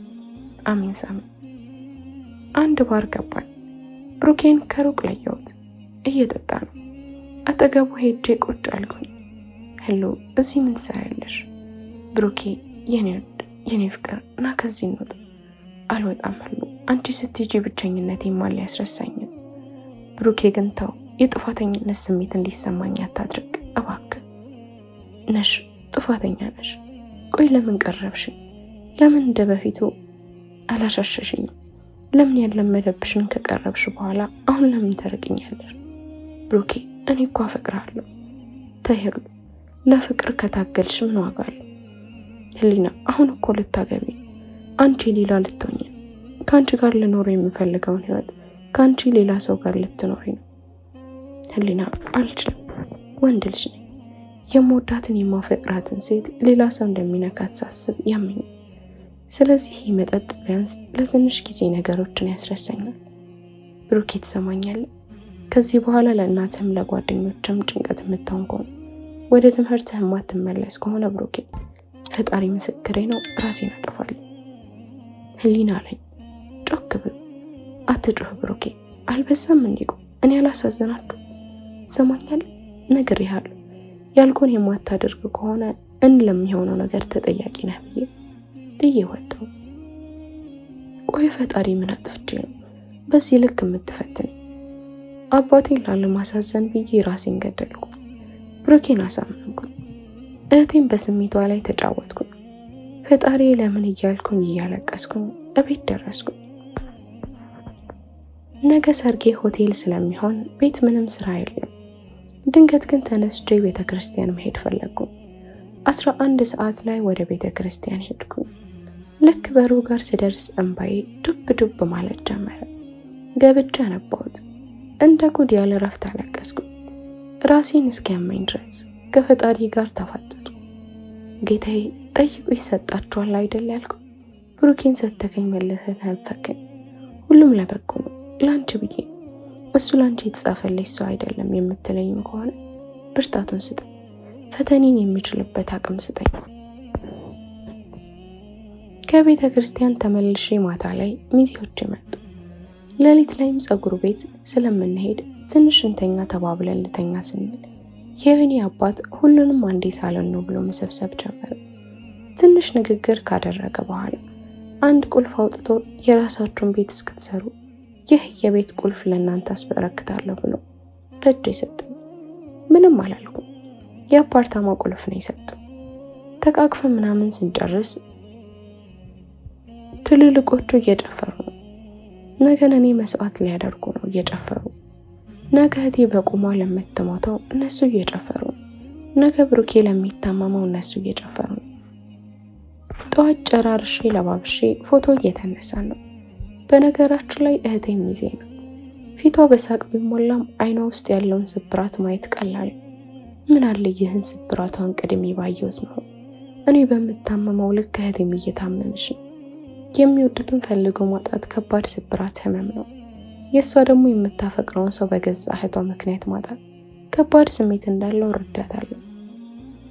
አጠገቤ እንድትመጣ ነግሬያት አጠገቤ ቁጭ አለች። ምንም ማለት አቃተኝ። እህቴ አልኩኝ።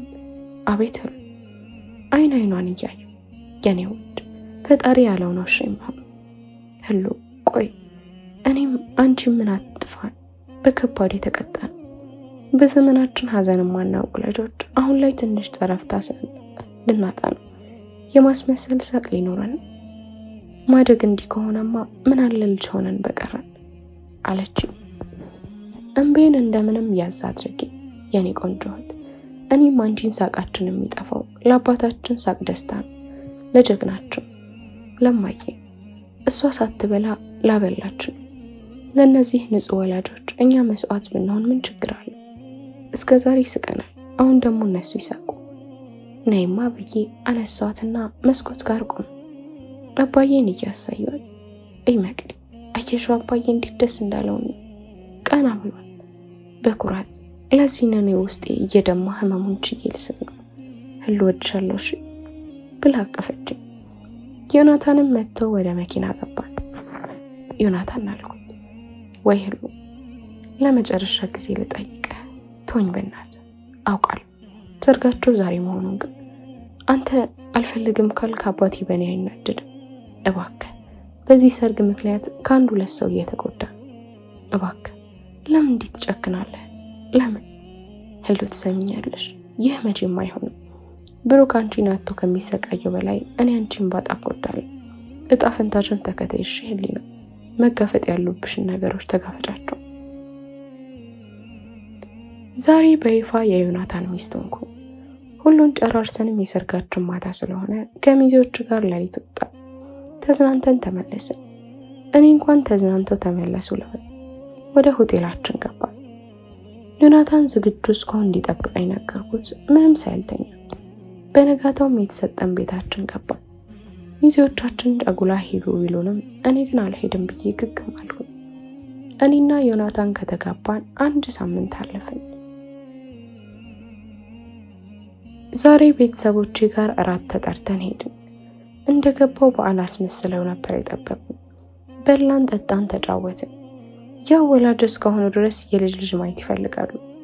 እናቴም በወሬ መሃል በሉ እንግዲህ የልጅ ልጁን አሳዩ፣ እኛም እድሜያችን እየገፋ ነው፣ አንድ እንኳን ወልደሽ ለኔ እናትሽ ልራስሽ። እኔም ቀበል አድርጌ ጊዜው ሲደርስማ የት ሄድብናል? ዮናታን አቋረጠን። እረማ እንዳይጨነቁ እንወልዳለን፣ እኔም ልጅ በልጅነት ነው የምፈልግ። ዝም አልኩት። ከእህቴ ጋር ውጪ ተቀምጠን እያወራን ስለ ብሩኬ ጠየኳት። እዚህ እንደሆነ ነገረችኝ። በላም ስለናፈቀኝም ላዩ ፈለግኩ። የሆነ መላ ፈጥረን ስቆጠን እንደተለመደው ብሩኬ ሱቁ ጋር ቁጭ ብሏል። እንዳየኝ ወደ እኔ መጣ። ብሩኬ ደህና ነህ አልኩት። ህሉ የኔ ፍቅር ብሎ አቀፈኝ። ውስጥ የማደርገው ነገር ስህተት እንደሆነ ቢነግረኝም ራሴን ማቆም አልቻልኩም። ምነው ሳልለው ከንፈሬን ሳመኝ። አልተቃወምኩትም። ነገ እንደማገኘው ነግሬው ገባው። ከዮኒ ጋርም ወደ ቤት ተመለስን። ጠዋት ክላስ ስለነበረኝ ዮኒ ያደረሰኝ በኃላፊነታቸው እንዳይመጣና ከጓደኞቼ ጋር እንደምቆይ ነግሬው ገባው። ክላስ ጨርሼ እንደወጣው ለብሩኬ ደወልኩለት። ተቀጣጥረን ዘጋው። ብሩኬን አገኘሁት። ከሱ ጋር ሲሆን የሚሰማኝን ከእስር የወጣች ወፍ ይመስል በረሪ ይለኛል። ብዙ ነገር አወራን። የሆነ ሰዓት ግን ህሉ አለኝ።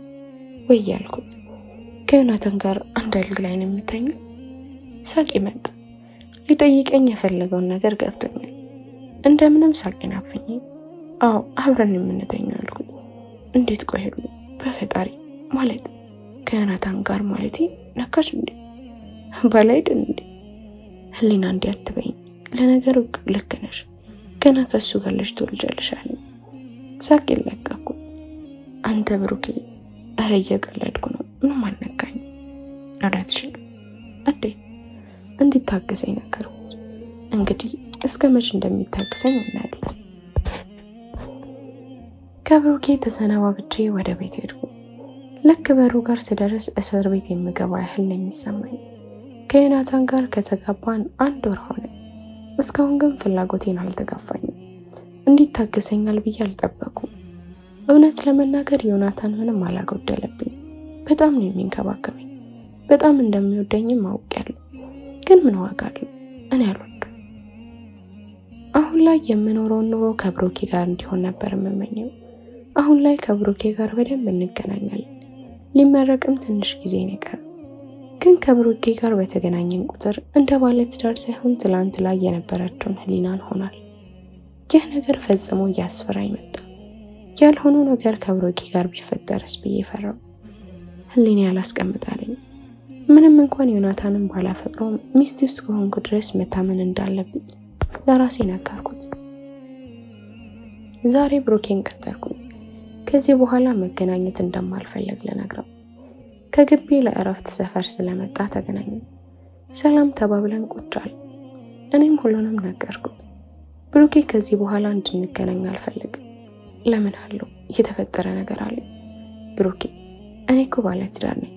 ምንም እንኳን በትዳሬ ደስተኛ ባልሆንም አንድ አግብቻለሁ። ቆይ ህሊና ምን እያልሽ ነው? አምኜበት እኖራለሁ እያልሽ ነው? መፍትሄ አንፈልግ። ብሩኬ መፍትሄ መፈለግ ካለብኝም በዚህ መንገድ አይደለም። እኔ እናንተ ስንገናኝ እንዴት እንደምንሆን ታውቃለህ። በዛ መሀል የሆነ ነገር ቢፈጠርስ? ደግሞ ባል እስካለኝ ድረስ ያለሱ ፍቃድ ወንድ ማግኘት አለብኝ ብያለሁ። ህሊና እንደማንም ሰው አትቅጠሪኝ። ቆይ አታፈቅረኝም እንዴ? የማታውቀውን ጥያቄ አትጠይቅ። ግን አሁን ያልኩህን ነገር ልክ እንደሆነ ልብህ ያውቀዋል። እኔ አንተ ሚስት በሆንና ሌላ ወንድ ባገኝ ደስ ይልሃል አይደል? ብሩኬ በቃ በፈጠረ የየራሳችንን ኑሮ እንኖር። ፈልጌው አይደለም የምለየ፣ ግድ ስለሆነብኝ ነው። ህሊኔ ከዚህ በላይ የጥፋተኝነት ስሜት ማስተናገድ አይችልም። ህሊኔ እኮ አፈቅርሻለሁ። ፈልጌው አይደለም ካንቺ ለመቀራቅ ያልሞከርኩ ነው የሚመስልሽ አይደል? በቃ ስላልቻልኩ ነው። ህሊና እኔ እኮ እየሞትኩ ነው፣ ይገባሻል? ያንቺን ህመም ብቻ ለምን ታያለሽ? ራስ ወዳዳችሁ ብሩኬ በቃ ከዚህ በኋላ ነገርኩ። ሁሌ በንግግርህ አሸንፈህ ታደክመኛለህ። አሁን ግን በቃ እሺ፣ ከዚህ በኋላ እኔ የዮናታን ሚስት ነኝ። እኔን ለማግኘት እንዳትሞክር ብዬ ጥዬው ሄድኩኝ። ልቤን እየተወጋው ያህል እየተሰማኝ ከብሩክ ርቄ ሄድኩኝ። የሰው ልጅ ግን በፍቅር አይፈተን። በጣም ከባድ ህመም ነው፣ የማይለቅ የማይሸር ህመም ነው። ሁለታችንም ተዋደን ግን መቼም አብረን እንደማንሆን ማሰብ ደግሞ ከምንም በላይ ከባድ ነው። ከፈጣሪ ጋር በልቤ ያለውን ለራሴ ትቼ ሁሉንም ነገር ለመርሳት እየሞከርኩ እየኖርኩ ነው። አንዳንዴ ግን ቆይ የፈተናዎች መብሳት ወደ ፈጣሪ እንድንጠጋን የሚያደርገን ወይስ እያማረርን ከፈጣሪ እንድንርቅ ነው የሚያደርገን? እኔ እንጃ። ብቻ የኔንም ነገር አላልቃለኝ። ዛሬ ጠዋት እናቴ ደወለች። መቅዲ እጇን በምላጭ ቆርጣ ሆስፒታል እንደገባችና እንደመጣ እያለቀሰች ነገረች። እንደነገረችኝ በሌሊት ልብሴን ዮናታን ጋር እየሮጥኩ ሄድኩ። እንዲነሳና ሆስፒታል እንዲወስደኝ ነገሩ። እሺ ብሎ ተነሳ። በመኪና ደርሰን በደመ ነፍስ እየሮጥኩ ገባሁ። እናቴን አየኋት። እያለቀስኩ መቅዲ የት እንደሆነች ጠየኳት። አሳየች። ዶክተሩን አስፈቅጄ ወደ ውስጥ ገባሁ። አጠገቧ ሄጄ ቁጭ አልኩ። እምቤም ማቆም አቃተኝ። መቅዲ የት ምን ባደረግኩሽ? እኔ ለዚህ ሁሉ ፈተና ጥለሽኝ ለመሄድ ቆረጥሽ? እንዴት አስቻለሽ? ትንሽ እንኳን አላሳዝንሽም? እማዬና አባዬ ያሳዝንሽም? ሁሉ ያሳዝኑኝ። ላንቺም ለኔም የልብ ህመም ሰውተውናል። ለክብራቸው ሲሉ ከነፍሳቸው ገድለውናል። እባክሽ መቅዲ እንዲህ አትበይ። ሁሉ እኔ ከዚህ በላይ አልችልም። በዮናታን ፍቅር ላብድ ነው። እሱን ለመርሳት ስሞክር ጭራሽ እየባሰብኝ ነው። ሁሉ አልችልም። መቅዲ ተይ እባክሽ። ህሊና እኔ ከዮናታን መራቅ አልችልም። እንደማይወደኝ እያወቅኩ እንኳን እወደዋለሁ። አንቺ የምትኖሪውን ህይወት አትፈልጊም፣ እኔ ግን እፈልገዋለሁ። ከዚህ በኋላ እንደምንም ዮናታንን ካልፈታሽው ሁላችንም ቤተሰቦቼ እንዳልሆናችሁ ሰዎች አድርጌን የምጠላችሁ። እኔ ላይ ለሚደርሰው ነገር ተጠያቂ ነሽ። መቅዲ ምን እያልሽ ነው? ህሊና እኮ ነኝ። እንዴት ያለሽ? ነገርኩሽ። ያልኩሽን ካላደረግሽ ለህይወቴ ምንም አላቅማም። አሁን ውጪልኛለች። ወጥቼ ቁጭ ብዬ መንሰቅሰቅ ጀመርኩ። ምንም ሳልል ከሆስፒታል ወጣሁ። እያለቀስኩ መሄድ ጀመርኩ። ዮናታን ከኋላ እየተከተለ ህሉ ቁም እያለ ይጮሃል። የማስበውን አላውቅ፣ የምሄድበትን አላውቅ። ዮናታን እጄን ይዞ አስቆመኝ። ፊቱን ሳየው ደም ይፈላ። ለዚህ ሁሉ ነገር እሱ ጥፋተኛ እንደሆነ ተሰማኝ። እዛው መንገድ ላይ በጥፊ መታሁት። እየጮህኩኝ በአንተ ምክንያት መጀመሪያ ራሴን ገደልኩት፣ ከዛ ብሩኬ፣ አሁን ደግሞ እህቴ። ህሉ ምንድነው? በአንተ ምክንያት እህቴ ጠላት ሆነችብኝ። እኔ ምን አድርጌ? መቅዲ ከልቧ ታፈቅራለች። ገባ? ያንተ ያልሆንኩትን እኔን ስታስገድድ ከልቧ የምታፈቅራ ልጅ በአንተ ምክንያት ሆስፒታል ተኝታለች። ህሊና ምንድን የምታወራው? መቅዲኔን እንዴት ሊሆን ይችላል? ለምን ተገረምክ? ፍቅር አይደል? አንተስ እኔን ወደኸኝ አይደል? አየህ ግን አንተ ስትመጣ ህይወቴ እንዴት እንደተበጠበጠ። ቆይ ግን ምን ባደርገህ ነው ያን ያህል ዮናታን? ልንገርህ እህቴ አንድ ነገር ትሆንና ህሊና ቆይ ምን አድርግ ነው የምትይ? አስገድጄ እንድታፈቅረኝ አላደረግኳት። እኔ አንቺ ባል ነኝ። ይህን ትልመደው። ግን ጤነኛ ነህ? ነይ ቤት እናወራለን። ካንተ ጋር አልሄድም ህሊና ብሎ ጮኸብኝ። ተከትዬው ሄድኩኝ። እቤት ገባሁ። ለራሴ ሞት ተመኝ ነው። ምን ላድርግ? በዚህ በኩል እህቴ፣ ከዛ በዛ በኩል አባቴ፣ ሌላ ደግሞ ብሩኬ። ዝም ብዬ ቁጭ አልኩኝ። ጆሬ ላይ መቅዲ ያለችኝ ነገሮች አቃጭሉብኝ ጀመር። የሚሰሙኝ ነገሮች ሁሉ ምን እንደሆነ እንኳን እርግጠኛ መሆን አቃተኝ። ሁሉ ነገር ከአቅሜ በላይ ሆነ። ጉሮሬን እስኪያመኝ ድረስ መጮህ ጀመር። ብድግ ብዬ ያገኘሁትን መስበር ጀመር። ዮናታን ሊያስቆመኝ ቢሞክርም ወይ ፍንክች አልኩኝ። ያመንኩትን ስሜቴን በግልጽ አወጣሁት። የሆነ ሰዓት ዮናታን የሆነውን ነገር በግድ አፌን ከፍቶ የሆነ ነገር ከተተብኝ። ዋጥኩ። ከዛ በኋላ ምን እንደተፈጠረ አላውቅም። አይኔን ስገልጥ አልጋ ላይ ተኝቻለሁ። እንደምንም ተነስቼ ወጣ። ዮናታን ነቃሽ ብሎ ወደ እኔ መጣ። ምን ሆኜ ነው የተኛሁት? የእንቅልፍ ክኒን ሰጥቼሽ ነው። በቃ አሁን መቅዲ ጋር ላይ ቆይ ምግብ ባክሽ፣ ሁኔታሽ እያሳሰበኝ ነው ባክሽ ነኝ። እሺ ብዬ አብረን በልተን ሆስፒታል ሄደ። ዶክተሩም ደህና መሆኗንና ነገ መውጣት እንደምትችል ነገረን። ደስ አለኝ። በነጋታው ከሆስፒታል ወጥታ ወደ ቤት ሂድ ስትባል አልሄድም፣ እዛ ቤት አለች። አባቴም አንዴ እየተቆጣ አንዴ እያባበለ ምን አሳጣሁሽ ልጄ፣ ምን አጎደልኩብሽ እያለ ደጋግሞ ጠየቃት። እሷም ድርቅ ብላ በቃ መሄድ ስለማልፈልግ ነው አለችው። እኔ ቀበል አድርጌ አባዬ በቃ ለትንሽ ጊዜ እስኪሻላት እኛ ጋር ትቆያለች። ዮናታን እንደዛ ስል እንደደነገጠ ፊት ያስታውቃል። እናቴም አይሆንም አለች። ባለትዳር ቤት ደግሞ ምን ትሰራለች? ቤት እያላት አይሆንም። እናቴ ችግር የለውም ሲሻላት እኮ ትመለሳለች።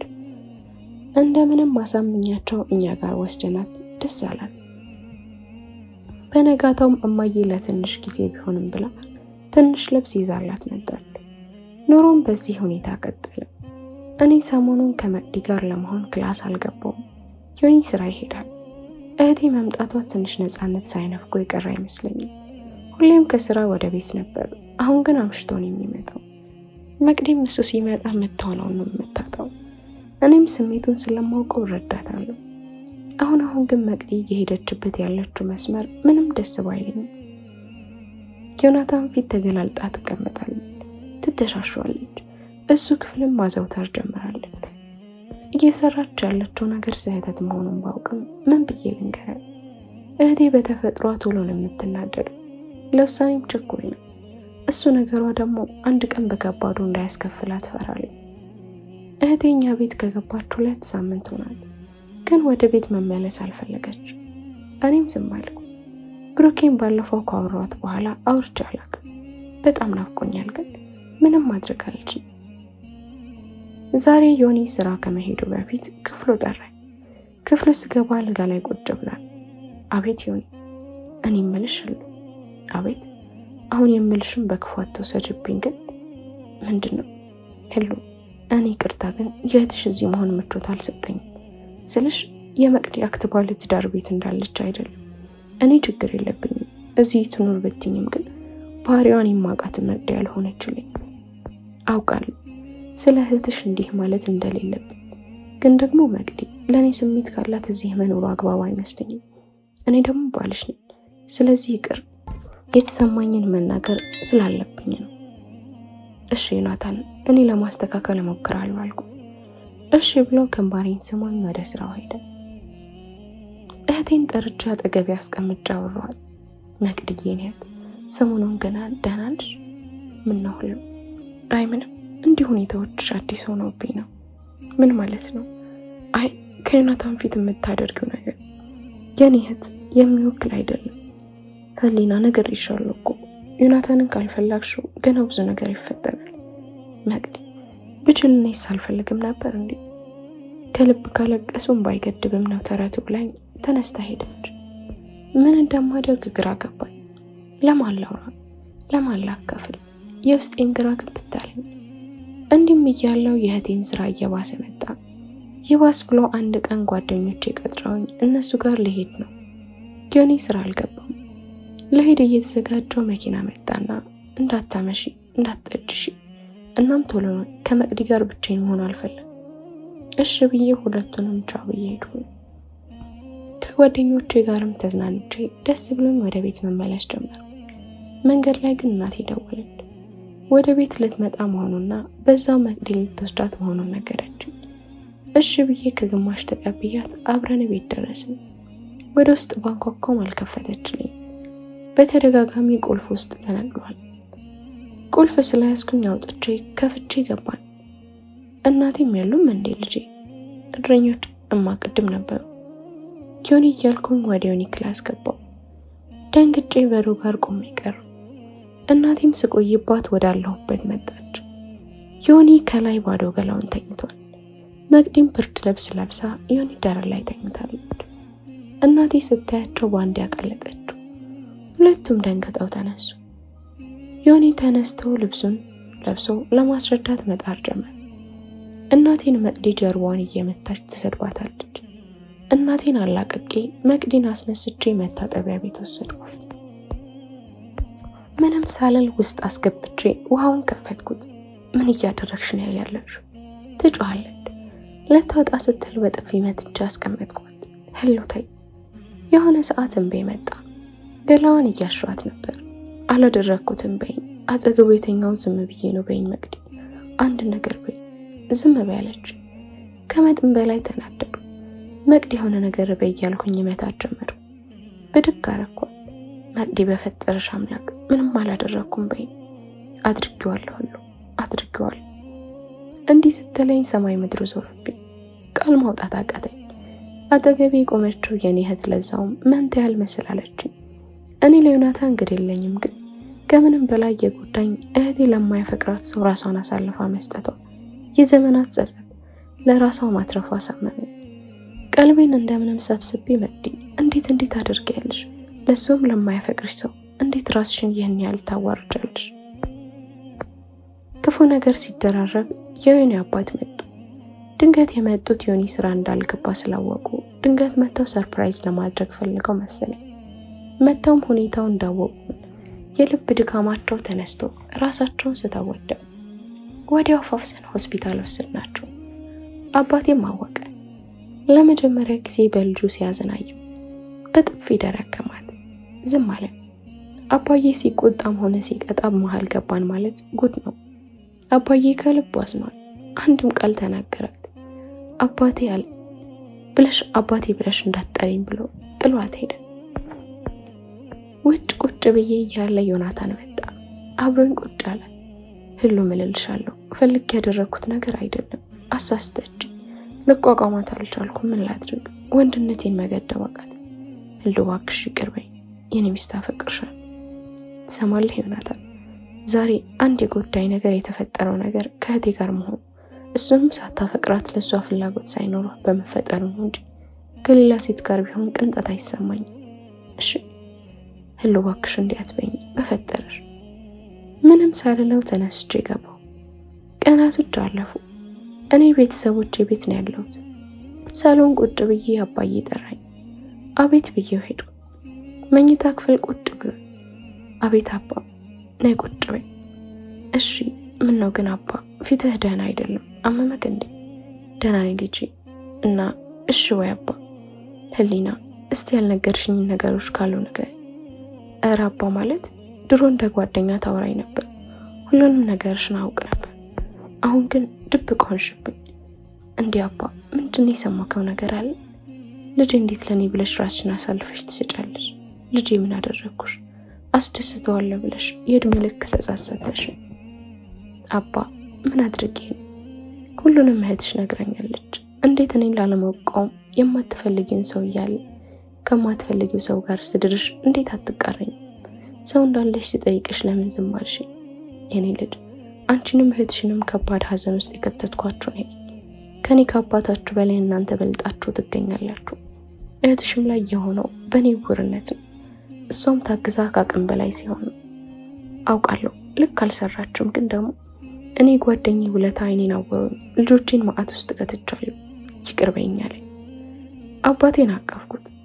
አባቴ ስለተረዳኝ ደስ አለኝ። የዩኒ አባትም ዮናታንን መፍታት እንደምፈልግ ጠየቀኝ። እኔም መፍታት እንደምፈልግ ተናገርኩ። ዮናታን ባይፈልግም የፍች ሂደት ጀመረ። መቅዲም ሁላችንንም ይቅርታ ጠየቀች።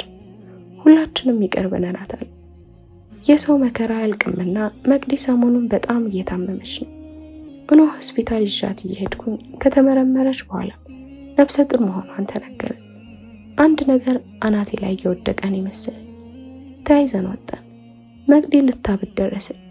እንደምንም አረጋጓት። እኛ እንደምናደርገው ነገርኳት። እቤትም ማወቅ ስለነበረባቸው ነገር ናቸው። በመጥፎ ሁኔታ ቢመጣም የልጅ ልጅ ላይ በመሆን ደስ አላቸው። እኔም ዮናታንን ስፈታው ምንም አይነት ንብረት መካፈል እንደማልፈልግ ተናገርኩ። ግን የዩኒ አባት ፈቃደኛ አልሆነ። አባቴም ሐሳቤን ደገፈ። የዩኒም አባት ካልሆነ በቃ ተጋብታችሁ ኖራችሁበትን ቤት ውሰድ፣ ካልሆነ ግን ልጅ ይከፋኛል አለኝ። እኔም ተቀበልኩ። ከዮናታን ጋር ተፋታን። ግን መቅዲ እርጉዝ ስለሆነች አባቱ ከመቅዲ ጋር እንዲጋቡ ነገረው። ዮኒ ግን ፈቃደኛ አልሆነም። አሁን ላይ በጣም ደስተኛ ነኝ። ግን ደግሞ ብሩኬን ላገኘው አልቻልኩም። ስልኬንም አያነሳም። ቢያንስ አብሮኝ ባይሆን እንኳን አንዴ ላየው ፈለግኩ። ሄራን ጋር ሄጄም ጠየኳት። ብሩኬ አባቱ ጋር መሆኑን ነገረችኝ። የአባቱን ቤት ካወቀችው ጠይቃት እንደማታውቀውና ጓደኛው በረከት እንደሚያውቀው ነገረችኝ። በረከት ጋር ቀጥ ብዬ ሄድኩኝ። ሰላም ተባብለን ብሩኬን ጠየቅኩት። አሁን ግቢ አይደለም አባቱ ቤት ነው። ቤኪ በእናትህ ውሰደኝ እዛ። አሁን ነው ከቻልከው ነይ እንሂድ ብሎ ወደ ብሩክ አባት ቤት መሄድ ጀመር። ልክ በሩ ጋር ስንደርስ ብሩኬን አገኘሁት። ሲያየኝ እንደደነገጠ ያስታውቃል። ግን ምንም ሳይለኝ ወደ ግቢ ገብቶ በሩን ዘጋው። ሲያየኝ ደስ የሚለው መስሎኝ ነበር። ወደ ግቢው ሄጄ ማንኳኳት ጀመርኩኝ። ቤኪም አጠገቤ መጥቶ እህሉታይ በቃ ማናገር ቢፈልግ እያየሽ አይገባም ነበር። አልችልም ቤኪ፣ ላናግረው ፈልጋለሁ። ህሊና ብሩክ ደህና አይደለምና ለመረዳት ሞክሬያለሁ። እሺ ብዬ አብረን ወደ ሰፈር ሄድን። ማታ በረንዳ ላይ ቁጭ ብዬ ድንገት ብሩኬ ስልክ ካነሳ ብዬ ሞከርኩል። በአንደኛው ጥሪ ሳያነሳ በሁለተኛው ግን አነሳል። ብሩኬ ደህና ነህ? ለምን ደወልሽ? ብሩኬ በፈጠረ ይቅርታ አድርግልኝ። አንዴ ተገናኝተን እናውራ። ለምን አንቺ አይደለሽም መገናኘቱን ያልፈለግሽው? ብሩኬ እባክህ ልትረዳኝ ሞክር። ሁሉንም እንገናኝና ላስረዳ። ነገ የተለመደው ቦታ 11 ሰዓት ላይ እጠብቅሻለሁ ብሎ መልሴን ሳይጠብቅ ዘጋብኝ። ደስ አለኝ።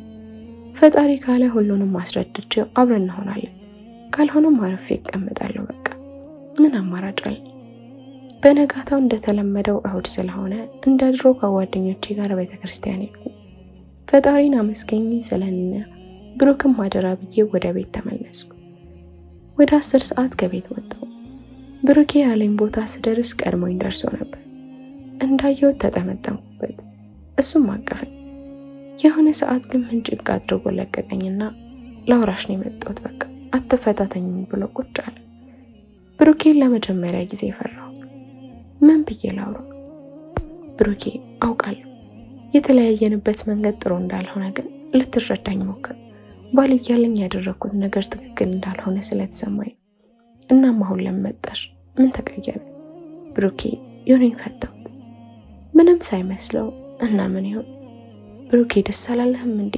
እስከማውቀው እኮ የምትፈልገው ነገር ነበር አይደለም እንዴ? እሱ ከወራት በፊት ነው። አሁን እኔን አያገባኝ። ከዚህ በኋላ ብሩክ የሚባል ሰው አታውቂም ገባሽ? ብሎ ትቶኝ ሄደ። እዛው ቁጭ ብዬ መሸ። እግሬ አልራመዳለኝ። ልቤን ጨነቀ፣ ከፋኝ። አንዱን ተገላገልኩ ስል ሌላ ዱብዳ ቆይ። የስለት ልጅ እመስል ስቄ በዛብኝ። ምን አጠፋው አምላኬ? ምን በደልኩ? ጌታዬ ለምን በፍቅር ትፈትነኛለህ? ሳላስበው ለካ ጮክ ብዬ ነበር ሳውራ የነበረው። የሆነ ልጅ እኔ ያለሁበት ወንበር ላይ መጥቶ ተቀመጠ። ይመስለኛል ያወራሁትን ሰምቶኝ ነው። ፈጣሪ እኮ የሚወደውን ነው የሚፈትነው። ስለዚህ ፈተናዎችን ውደዳቸው። አሁን የምታለቅሽው እንባ ወደፊት የሳቆችሽ ምክንያት ይሆናሉ አለ ፈገግ ብሎ። ምንም ሳልለው ብድግ ብዬ ተነስቼ ልሄድ ስል አዙሮኝ ቁጭ አልኩ። ደንግጦ ደህና ነሽ አለኝ። ትንሽ አዙሮኝ ነው ደህና ነኝ ብዬ በደጋሚ ስነሳ ለወደቅ ስል ደገፈኝ። ነይ ቁጭ በይ፣ ምግብ በልተሻል? እኔ እንጃ አልኩ። እውነትም ልብላ ትዝ አይለኝም። ነይ በቃ እኔ መኪና ይዣለሁ፣ እራት በልተሽ ቤትሽ አደርስሻለሁ። አመሰግናለሁ። ኧረ አትጨነቂ፣ ስላሳዘንሽ ነው። ነይ። እኔም መንቤ ብዬ ግግም አልኩ። በእናትሽ እኔም በቤት ገብቼ አእምሮ ያርፍልኝም። ነይ ቶሎ በልተሽ ቤትሽ አደርስሻለሁ። ባልፈልግም እሺ በቃ ብዬ ገባው። አንድ ሆቴል እራት በልተን እቤቴ ድረስ አድርሶኝ ሄደ። በነጋታው ትንሽ አሞኝ መነሳት አቃተኝ። እናቴም ይህን ስታይ ስራ ቀራል። ሙሉ ቀን ተኝቼው አልኩ። ወደ 10 ሰዓት ላይ መቅዲ ህሉ ወይ እንግዳ ይፈልግሻል ማለት እንጃ፣ ነይ ሳሎን ያለው። እሺ ብዬ ጋውን ደርቤ ወደ ሳሎን ሄድኩ። ሳሎን ስደርስ የትላንትናው ልጅ ቤት ቁጭ ብሎ ከእናቴ ጋር ይሳሳቃል። ስላልጠበቅኩት ትንሽ ግራ ተጋብቼ ነበር። ልክ ሲያይኝ ብድግ አለ። እኔም ሄጄ ሰላም አልኩት። ቁጭ አለን። እንዴት መጣ? እናቴም ቁጣ ብላ አንቺ ይባላል እንዴ? እሱም ቀበል አድርገው ረማዘር ችግር የለው። አይ ትላንት እኮ ደህና ስላልነበርሽ ደህንነትሽን ለማወቅ ነው። እማ ትላንት አሞኝ እሱ ነው ቤት ያደረሰኝ ነው ልጄ፣ ፈጣሪ ይስጥህ ብላ ስማው አውሮፕላን ወደ ውስጥ ገባች። ደህና ነሽ አለኝ። አው ደህና ነኝ አመሰግናለሁ። ምንም አይደል። እኔማ እንደዛ ሆነሽ ደህንነትሽን እንኳን ለማወቅ ስልክሽን እንኳን አልጠባም። ሲጨንቀኝ እቤትሽ ትዝ ብሎኝ መጣሁ። ያለ ፈቃድሽ ስለመጣ ይቅርታ። ኧረ ችግር የለው እና ደግሞ አመሰግናለሁ። ምንም አይደል። በቃ ደህንነትሽን ካወቅኩኝ እኔ ልሄድ ብሎ ተነሳ። ትንሽ አትጫወት? አይ ሌላ ቀን። እናቴን ተሰናብቶ በር ድረስ ልሸኛው ወጣው። በቃ ተመለሽ፣ መኪና ይሻል ነው። እሺ አመሰግናለሁ፣ ቻው። አንዴ ከመግባትሽ በፊት ድንገት ከደበረሽ ወይም የማውራሽ ከፈለግሽ ደውይልኝ ብሎ ስልኬ ላይ ስልኩን ጽፎልኝ ሄደ። እኔም ቤት ገባው። አልጌ ላይ ተመልሼ ተኛሁ። አንቺ ህሉ አለችኝ መዲ በሩ ጋር ሆነ። አንቺ ልጁ እንዴት አባቱ ነው የሚያምረው በእናትሽ አይደል? አዎ በጣም ቆንጆ ነው። እውነት ለመናገር እኔም ቁጭ ብሎ ሲያወራኝ ቅድም የማስበው ስለ ውበቱ ነበር። በተለይ ጥርሱ የሆነ የውጭ ቅልቅል ሳይኖርበት አይቀርም። በግማሹ ነው ሀበሻ የሚመስለው። ቀናቶች አለፉ። እኔም ተሽሎኝ ክላሴን እየተማርኩ ነው። ግን በብሩኬ በጭራሽ ተስፋ መቁረጥ አልፈለኩም። ብሩኬ በዚህ ዓመት ይመረቃል። እናም ደግሞ ልደቱ ደርሷል። እናም በዛ ሰበብ አገኘዋለሁ ብያለሁ። የሰፈር ልጆች ተነጋግረው የብሩኬ ልደት ሊያከብሩ አስበዋል። ለኔም ነገሩኝ። ቤኪም እድሉን እንድጠቀምበት ነገረኝ። እኔም ሐሳቤ እንደዛ ስለሆነ እሺ አልኩ። የብሩኬ ልደት ቀን ደረሰ። እኔም እህቴም ፏ ብለናል። እውነት ለመናገር እንዲህ ተጨንቄ የለበስኩበት ቀን ትዝ አለኝ። ከሰፈር ልጆች ጋር አብረን ሄድን። ያለበት ቦታ ስንደርስ ብሩኬ ከብዙ ልጆች ጋር ተከቧል። ሴቶችም ወንዶችም አሉ። ቤኪ ግራ መጋባቴን አይቶ የግቢ ጀለሶቹ ናቸው አለ። ተቀላቀልናቸው። ብሩኬ ለኔ ምንም ግድ አልሰጠው። ቆይ ግን ይህን ልብት ፍቻለሁ እንዴ? ብቻ ሁሉም እየተዝናና እኔ ደግሞ የብሩኬን አይን እያየው ቆሜያለሁ። ኬኩንም ቆረሰ። ሁሉም የሌለ እየጠጡ ማበድ ጀመሩ። እኔ ካለሁበት ንቅ አላልኩ። ብሩክም አጠገቤ መጥቶ ቁጭ አለ። ብሩኬን ይወድ ህሊና እዚህ ምን ትሰሪያለሽ? ብሩኬ ልደትህን ላከብርልህ ደስታህን ልጋራህ ነው እዚህ ያለው። ዘሚኛለሽ ያለ ቦታሽን የመጣሽው ሂጂ። እዚህ እንድትሆኚ አልፈልግም፣ ላይሽ ሁሉ አልፈልግም። ብሩኬ ይህን ያህል ምን አጠፋው? ፈጣሪን ስለፈራሁኝ። ህሊና በቃ ሂጂ፣ በቃ ካጠገቤ ጥፊ። ወደ ድሮ ማንነቴ አትመልሽኝ። አልችልም ብሩኬ፣ እንደምትወደኝ አውቃለሁ። በፊት ነው አሁን አይደለም። ትወደኛል። ህሊና አልወድሽም። ብሩኬ እውነት ታፈቅረኛል። ጥሩ ላሳየሽ ብሎ ብድግ አለ። ቅድም አጠገቡ ተቀምጣ የነበረችው ልጅ መደነሷን አቃርቶ አይኔ ያየ ከንፈሯን ሳማት። ብድግ ብዬ ወጣሁ። ብሩክ መጣ። አየሽ አይደል ብሩክ አንተ እኔ ላይ ታታልቅሽ፣ እኔም እንዲህ እየተቃጠልኩ ነው የኖርኩት። አሁን ሁሉንም አይተሻል፣ አጠገቤ እንዳትደርሽ እሺ? ሁለተኛ አጠገብህ አልደርስም። ጥሩ ብለን ገባ። መግዲ መጣች። ህሉኔ በቃ ወደ ቤት እንሂድ፣ አንቺ ከነቢኪ ጋር ሂጂ፣ እኔ እመጣለሁ።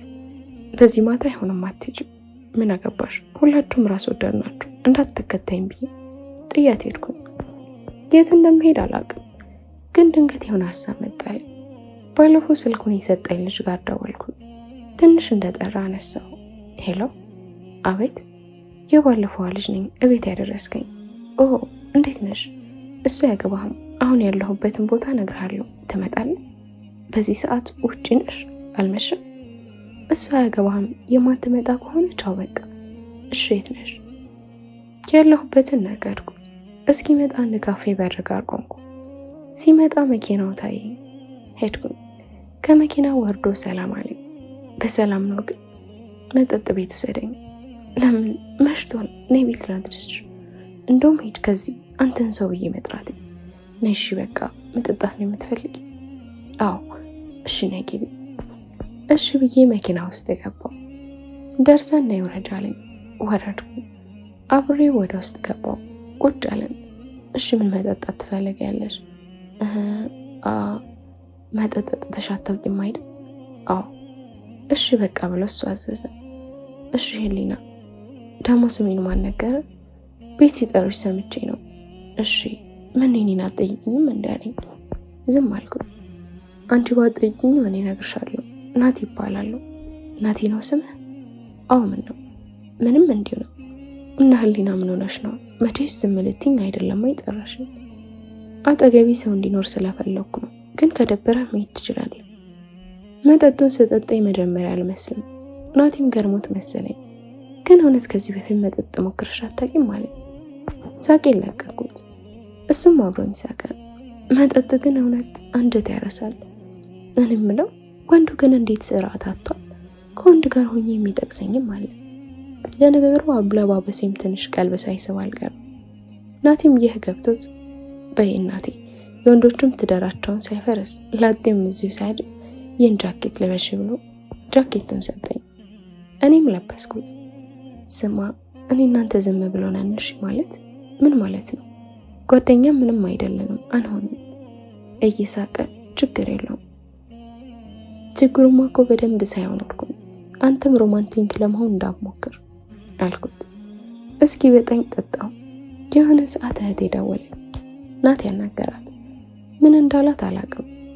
ጠዋት ስነሳ የማላውቀው ቤት አልጋ ላይ ተኝቻለሁ። ወይኔ ህሊና ተዋረድሽ እያልኩኝ ሳ ልብሴም እንዳለ ነው። ምንም የተፈጠረ ነገር የለም። ድንገት ግን ያለሁበት በር ክፍል ተንኳኳ። ተከፍቶ የሆነ ሰው ገባ። ናቲ ነው። አንቺ እንቅልፋም እንዴት አደርሽ? ናቲ ምንድነው የተፈጠረው? ምንም ትዝ አይልሽም እንዴ? አይ በቃ ሻወር ውሰጂና እዚህ ጋር ልብስ አስቀምጬልሻለሁ፣ እሱን ለብሰሽ ነይ። ካልሆነ እንድትላንቱ በአይነት ትቸገሪያለሽ። ናቲ እሺ ሁሉንም ቁርስ እየበላ እነግርሻለሁ። ከምን እንደታጠብኩ ራሱ አላውቅም። ቶሎ ብዬ ታች አደረኩ። ቤቱ ሲያምር መጣሽ አለኝ። ነይ እዚህ ጋር ብሎ ወንበር አስቀመጠኝ። ቁርስ እየበላንም አይኑን ሳየው ከት ብሎ ሳቀ። እሺ በቃ ልንገርሽ፣ ምንም የተፈጠረ ነገር የለም። እሺ አትጨነቂ። በጣም ስለጠጣሽ ቤት እንደዛ ሆነሽ ከሚያዩሽ ብዬ ለእህትሽ ሰበብ እንድትፈጠር ነግሬያት ይዤሽ መጣሁ። በቃ ኡፍ በቃ አዎ። ቆይ ግን አንተ ማን ነህ? ለምን እንዲህ መልካም ሰው ሆንክ? እኔ ናቲ። እስቲ ስላንቺ ንገሪኝ ካላስቸገርኩሽ። እኔ ለቤተሰቦቼ አንድ ልጃቸው ነኝ። እነሱ አሁን ውጪ ነው ያሉት። እኔ ግን እዚህ አባቴን ድርጅት ላይ እየሰራሁ። እና ይሄን የሚያህል ቤት ውስጥ ብቻህን የምትኖረው? አዎ ህሎ፣ ይገርማል። እና ግን ፍቅረኛ የለህ? ምን ነው ልጠቀልኝ ነው እንዴ? እስቲ ቀልዱን ተው። የለኝም ህሎ። እውነተኛ ሴት ኬት መጣ? ከልብህ ስላላየህ ነው እንጂ ሞልቷል። በል አሁን ቤት ሸኝ። እሺ ብሎ ቤት አደረሰኝ። በር ጋር ከመኪናው ስወርድ ከብሩክ ጋር አይን ለአይን ተጋጠምን። ምንም ሳልል ናቲን ተሰናብቼው ሄደ። እኔም ወደ ግቢ ልገባ ስል ብሩክ ጠራኝ። ኬት ነው የምትመጪው? ምን አገባ? ህሊና አታናጅኝ። ከዚህ ልጅ ጋር አድረሽ ነው? ሌሊቱን ሙሉ ስደውልልሽ ነበር። አንድ ነገር የምትሆኝ መስሎኝ ፈርቼ ነበር። ለምን ትፈራለህ? ምን እንዳልሆነ ነው ብሩክ? አንተ እኮ ትላንት ሞት አገለኸኝ። ህሊና አሁን ስለ ልጁ አታረሳሽኝ። ከሱ ጋር አድረሽ ነው ወይ? አያገባህም ብዬው ገባሁ። እቤት ስገባ ከመቅዲ ውጭ ማንም የለም። መቅዲን ሰላም ብያት ምን ብላ እንዳስፈቀደችልኝ ጠየኳት። ዝግጅቱ ላይ ጓደኛዋን አሞት ወደ ሆስፒታል ወስዷት ነው ብዬ ነገርኳቸው። ጥሩ በቃ በጣም ራሴን ስላመመኝ እንደተኛ ብያት ገብቼ ተኛሁ። የሆነ ሰዓት ከእንቅልፌ ነቃሁ። ቀና ስል ብሩክ የተኛበት አልጋ ጠርዝ ላይ ቁጭ ብሏል። ብሩክ እዚህ ምን ትሰራለህ? ህሉ ማውራት ፈልጋለሁ። እንዲህ ሲል ወዲያው ያደረገው ትዝ አለኝ። በአንዴ ቀየር ብዬ ብሩክ ተነሳ እናውጣ። ከዚህ ተሰማለህ? ምንም እናውራው ነገር የለም። አሁን ከአይኔ ጥፋ። ህሉ ከዚህ ቤት እኔና አንቺ በስርዓት ሳንነጋገር አልወጣም። ጥሩ እኔ እወጣለሁ ብዬ ልወጣ ስል መኝታው ክፍሉን ቆለፈብኝ። ያመሃል እንዲዞር በል፣ ካንተ ጋር እንኳን ላውራ ላይ አልፈልግም። ማታወሪኝ ከሆነ እዚህ አብረን እናድራለን አለኝ። እልህ ስላለብኝ ዝም አልኩ። የሆነ ሰዓት ግን ሰለቸኝና እሺ የምታወራውን አውራ እናውጣ። እኔ ቁጭ በይ በስርዓት እናውራ። የትም ልቀመጥ ብቻ አንተ አውራ። ህሊና እንደማፈቅርሽ ስለምታውቂ ነው አይደል እንዲህ የምትሆኝብኝ? ደግሞ እኔ ምን ሆንኩብህ? ንገረኝ ብሎ ህሉ አውቃለሁ በእልህ ትላንት እንዳጠፋው፣ ግን ደግሞ ታውቂያለሽ እንደማወድሽ። ተው ብሩክ፣ መውደድ እንዲህ አይደለም። እኔ እኮ ከዮናታን ጋር ስኖር ምንም ጎሎብኝ አይደለም፣ ስለማፈቅር እንጂ። ሚስት ሆኜ አልጋ ለይቼ የተኛሁት እኮ አንተን ስለማፈቅር ነው። አንቺ እኮ ለፍቅራችን አትታገኝ ብለኸኛል አይደል? ከዚህ በላይ መታገል አለ? እሱ እኮ በእኔ መወሰን መብት ነበረው። እኔ ግን በጭራሽ እልህ ያለኝ። ያንን ተቋቁሜ በቆየው አንተ ያገኘኸውን ከንፈር ላይ ያረፍከው። ህሉ እሺ አንቺ ልክ ነሽ፣ ግን እኔንም ልትረጅኝ ሞክሪ። ወንድ ልጅ ነኝ። ዮናታን ምን ሊያስብ እንደሚችል አውቃለሁ እና ሁለት ዳር መታመን አለብኝ ብለሽ ስትሄጂ ስንት ነገር እንደማስብ ታውቂያለሽ። አታውቂም ህሊና። አልጋ ላይ ተኝቼ ያልሽም እኮ ለትንሽ ጊዜ ቢዘልቅ ነበር። እኔ ከአንቺ ጋር ልኖር የምመኘው ኑሮ አንቺ ከሌላው ሰው ጋር እየኖርሽ ሳይ ምን እንዲሰማኝ ፈለግሽ? እና ሁሉ አሁን ዮናታንን ፈታሁት ብለሽ ስትመጪ እንዴት ሆኜ ልጠብቅሽ? ይባስ ብሎ ደግሞ ከሌላ ወንድ ጋር ትላንት አየሁሽ። ትሰማለህ ብሩክ፣ ገደል ግባላ ስትፈልግ። ድሮም ስለ ትናንቱ ልጅ ልጠይቀኝ ነው የመጣኸው። እንደውም በቃ ውጣ። ህሉ ሳትነግሪኝ አልወጣም። የት ነው የምታውቂ? እሺ በቃ ብሩክ፣ እሱ ምንም አይደለም፣ በአጋጣሚ ነው ያገኘሁት። ረድቶኝ ነው በቃ። ቁልፉን እንደምንም ተቀብዬው ከክፍሌ አስወጣሁት። ብሩኬን አስወጥቼ ተመልሼ ተኛሁ። በዚህ ሁኔታም 2 ሳምንት አለፈ። ዛሬ ከክላስ እየወጣው ስልክ የጠራ ናቲ ነው። ሄሎ አንቺ? አቤት። ቆይ ግን ምን አድርጌሽ ነው? ምን አረከኝ አልኩት። አንዴ እንኳን እንዴት ነህ ብለሽ አትደውይ? እሺ አሁን ልበልሃ። ደህና ነህ? ይሆንልሽ። እንዴት ነሽ? አለሁልህ። ዛሬ ለምን አንገናኝም አለኝ። እኔም የምሄድበት ስለሌለ ተስማማ። ወደ 12 ሰዓት ተገናኘ። በጨዋታ መሃል ዝም ብሎ ተመለከተኝና ስትታይ ግዴለሽ ትመስያለሽ፣ ግን በጭራሽ አይደለሽም። እንዴት? አይንሽ እየነገረኝ ነው ብሎ ፈገግ አለ። ለምን እንደሆነ ባላውቅም ያሳለፍኩትን ሁሉ ነገርኩት። በለው አንቺ 2 ዓመት በማይሞላ ጊዜ ብዙ ነገር አይተሻል። ብቻ አድናቂሽ ነኝ እና ደግሞ ብሩክን እንግባባለን። እሺ እንዳያሳስብሽ ብቻ አንቺ ዋናውን አልፈሻል። አዎ ይመስገን። እኔ የምልሽ እህትሽ አግብታለች ማለት ፍቅረኛ አላት እንዴ? ሳቅ የለቀኩት። ምነው ተመቸከችክ እንዴ? አይ ተይ ቆንጅዬ ናት እና ብቻዋን አትሆንም ብዬ እሷን ጠይቃት አይሻልም? እድሉን መቼ አግኝቼ? ኧረ እንደውም አስተዋውቅሃለሁ። እውነት ወይ? የምር አስተዋውቅሃለሁ። ናቲም በር ድረስ አድርሶኝ ሄደ። ቀንን እየወለደ እኔም ለብሩክ ይቅርታ ሳላደርግለት ምርቃቱ ደረሰ። በምርቃቱ ዋዜማ ከሆነ ቦታ ወደ ማታ ወደ ቤት እየተመለስኩ ነበር። እኔ በመሄድበት መንገድ 3 ወንዶች አሉ። ፈጣሪን እየተማጸንኩኝ እየተራመድኩኝ እያለ ብሩክ ደወለ። ቢያንስ እሱን እያወራሁ ለለፍ እያነሳሁት። ሄሎ። አቤት ብሩክ፣ እንዴት ነሽ? ደህና ነኝ። ለምን ደወልክ? ህሉ በእናትሽ በቃ ደረቃቱኝ። ቢያንስ በነገው ዕለት እንኳን አጠገቤ አትሆኝ። እያወራሁት እያለፍኩኝ 3ቱም ተጠቋቁመው ወደ እኔ ዞሩ። ብሩኬ አልኩት። ወይ ህሉ፣ የሰፈራችን መታጠፊያ ጋር ነኝ። እናም ወንዶች አሉ። እባክህ እንዳይተናኮሉኝ እቤት ከሆንኩና። እሺ መጣሁ፣ ግን ስልኩን አትስጊ። እሺ ቶሎ በል። ብሩክን እያወራው ትንሽ እንዳለፍኩኝ ከኋላ መከተል ጀመሩ። እግሬ አውጭኝ ብዬ መሮጥ ጀመርኩ። እነሱም እንደዛ። ዞር ብዬ ሳያቸው አብረውኝ እየሮጡ ነው። ተመልሼ ወደፊት ዞር ብዬ ስሮጥ ከሆነ ሰው ጋር ተጋጨ። ብሩኬ ነው። ደስ ብሎኝ አቀፍኩት። ሰው መምጣቱን ሲያዩ ጥለውን ሄዱ። ብሩኬ በር ድረስ አደረሰኝ። ልክ ልገባ ስል ዳሉ ትንሽ እናውራ። እሺ ምን? ህሉ በእናትሽ በቃ ይቅርታ አድርጊልኝ፣ በጣም ተናድጄ ስለነበር ነው። ያ ሁላ ጊዜ ውስጥ እየነደደን ያሳለፍኩት። እባክሽ ሁሉም ይብቃ፣ እወድሻለሁ። አንቺን ለመርሳት በሞከርኩ ቁጥር እየባሰብኝ ነው የመጣሁት። ብሩኬ እስከ ዛሬ በሆነው ነገር እኔ ደስተኛ ነው እንዴ? እመመስለህ ካንተ በላይ እየተጎዳው ነበር እኮ። አውቃለሁ፣ ይቅር በይኝ። ብሩኬን እምቢ ማለት አቃተኝ። ምክንያቱም አፈቅረዋለሁ፣ እወድሃለሁ ብዬ አካፍኩት። ፈጣሪ ይመስገን ከብሩክ ጋር ታረቅን። ብሩኬም ተመረቀ። ከብሩክ ጋር የማሳለፋት እያንዳንዷ ቀን ለኔ ደስታ ናት። ዛሬ ክላስ ስላልነበረኝ ቤት ቁጭ ብያለሁ። ዮናታን ነው እየገረመኝ ያነሳሁት። ሄሎ፣ አቤት፣ ሰላም ነው? ሄሎ፣ ምን ነው በሰላም ነው የደወልከው? መቼስ ሰምተሻል አይደል ዛሬ እንደምንበር? አዎ፣ አግኝቼሽ ብሰናበትሽ ደስ ይለኛል። አልችልም። ሄሎ፣ በጋሼ ስም ለለምንሽ፣ አትቆይም፣ ትመለሻለሽ። እሺ በቃ አመሰግናለሁ። በቃ ወደ 10 ሰዓት ይመችሽ? አዎ በቃ ደውልልሻለሁ። እሺ ቻው ብዬ ዘጋሁት። ዮናታንን እያወራው ናቲ ዌቲንግ ገብቶ ነበርና አሁን ደወልኩለት። አንቺ ልጅ ግን ምን አባሽ ሆነሽ ነው የጠፋሽው? ለመናፈቅ ነው? ዝም ብሎ ወረኛ። ከናቲ ጋር አውርቼ ስጨርስ የምወጣበት ሰዓት እስኪደርስ ቀደም አልኩት። ከዮናታን ጋር ተገናኝተን ህሉ እንዴት ነሽ አለኝ። ዝም አልኩት። ህሉ አውቃለሁ እንዳጠፋው፣ ግን ደግሞ አፈቅርሻለሁ። ዮናታን ይሄን ለትለግነኝ ይጠራኝ። ህሉ በፈጠረሽ እንዲያትሆኚ፣ ከማንም በላይ አፈቅርሻለሁ። አሁንም ቢሆን ሐሳብሽን ከቀየርሽ አንቺን ይዤ መሄድ ነው የምፈልገው። ዮናታን መቼም እንደማላደርገው ታውቃለህ። ህሉ አንቀባረረ ይላኖሽ፣ እወድሻለሁ እኮ አንተ ልጅ ያመሃል እንዴ? ታከምሽ። ህሉ የምሬን ነው። አንቺ ባትወጂኝ ምን እወድሻለሁ። በገዛ ጥፋቴ አጥቼሻለሁ።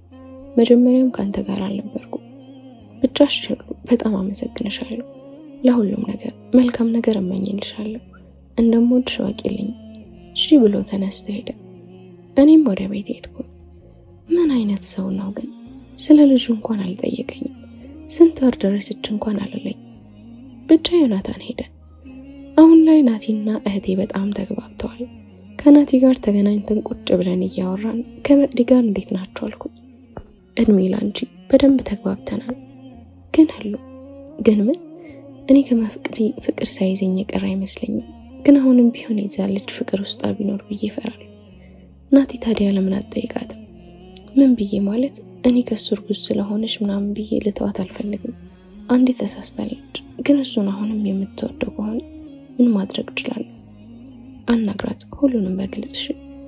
አሁን ላይ ናቲና መቅዲ ማውርተው የሚያምሩ ፍቅረኛሞች ሆኑ። ናቲ የተለየ ሰው ነው። ሰው የራሱን ልጅ በሚከድበት ሰዓት እሱ የሰው ልጅ እንደ ልጁ አድርጎ ሊቀበል ነው። የናቲ ቤተሰቦች እዚህ አይደሉም፣ ግን እኛን ለመታወቅ እዚህ መጥተው ደስ ብሏቸው ተመለሱ። ናቲም ቢሆን የአባቱን ስራ ቀጥ አድርጎ ያዘው እሱ ነው። መቅዲም ሆዷ እየገፋ ሲመጣ ዊዝድሮ ልንወስድ ወይ ደግሞ ፍቃድ ለመጠየቅ አለብን። ፈጣሪ ይመስገን እኔም አባቴን ሳላሳዝን ያ ሁሉ ማለፉ ደስ ይላል። ብሩኬም ቀለበት አሰራልኝ፣ አባቱንም አስተዋወቀኝ። ብሩኬን የመሰለ ሰው በማግኘቴ በጣም ደስተኛ ነኝ። መቅዲ ብትሆን ናቲን የመሰለ፣ ናቲም ቢሆን መቅዲን የመሰለች ሴት በማግኘቱ እድለኛ ናቸው። ፈጣሪ ለሁሉም መልስ አለው፣ ጊዜ አለው፣ ሁሉንም ያስተካክላል። እኔና ብሩኬም ድል ባለ ሰርግ ተጋባን። ህልም ነው አይደለም ይመስለው? የሰው ልጅ ከሚያፈቅረው ሰው ጋር አብሮ ህይወት እንደመመስረት አንድ እንደመሆን የሚያስደስተው ነገር የለም። አሁን እኔም እህቴም ትምህርታችንን ጨርሰናል። እኔና ብሩኬ የሁለት ወንዶችና የአንድ ሴት ልጅ ወላጆች ሆነናል። መቅዲም ከናቲ ጋር ተጋብታ የመጀመሪያ ወንድ ልጇን ተገላግላ አሁን የ8 ወር እርጉዝ ናት። እናቴም ማየት የምትፈልገውን የልጅ ልጅ እንደ ጉድ አሳየናት። ይመስገን እኔም እህቴን ጥሩ ቤተሰብ ላይ ነው ያደግነው። በቃ መኖር የምንፈልገውን ኑሮ እየኖርን ነው። ፈጣሪ ይመስገን። በፈጣሪ መቼም ቢሆን ተስፋ አይቆረጥም። ደግሞ ፈጣሪ ያለውን ማንም አይቀይረውም። ሁሌም እኛ ባልሆነ ነገር መልፋት ትርፉ ድካም ነው። ለኛ ያለው የትም አይሄድም። ብቻ ዛሬ የለቀሳችሁት እንባ ለነጋችሁ የደስታችሁ ምክንያት ያድርግላችሁ። አሜን። ተፈጸመ። ቻናላችንን ላይክ፣ ሼር፣ ሰብስክራይብ በማድረግ ቤተሰብ ይሁኑ።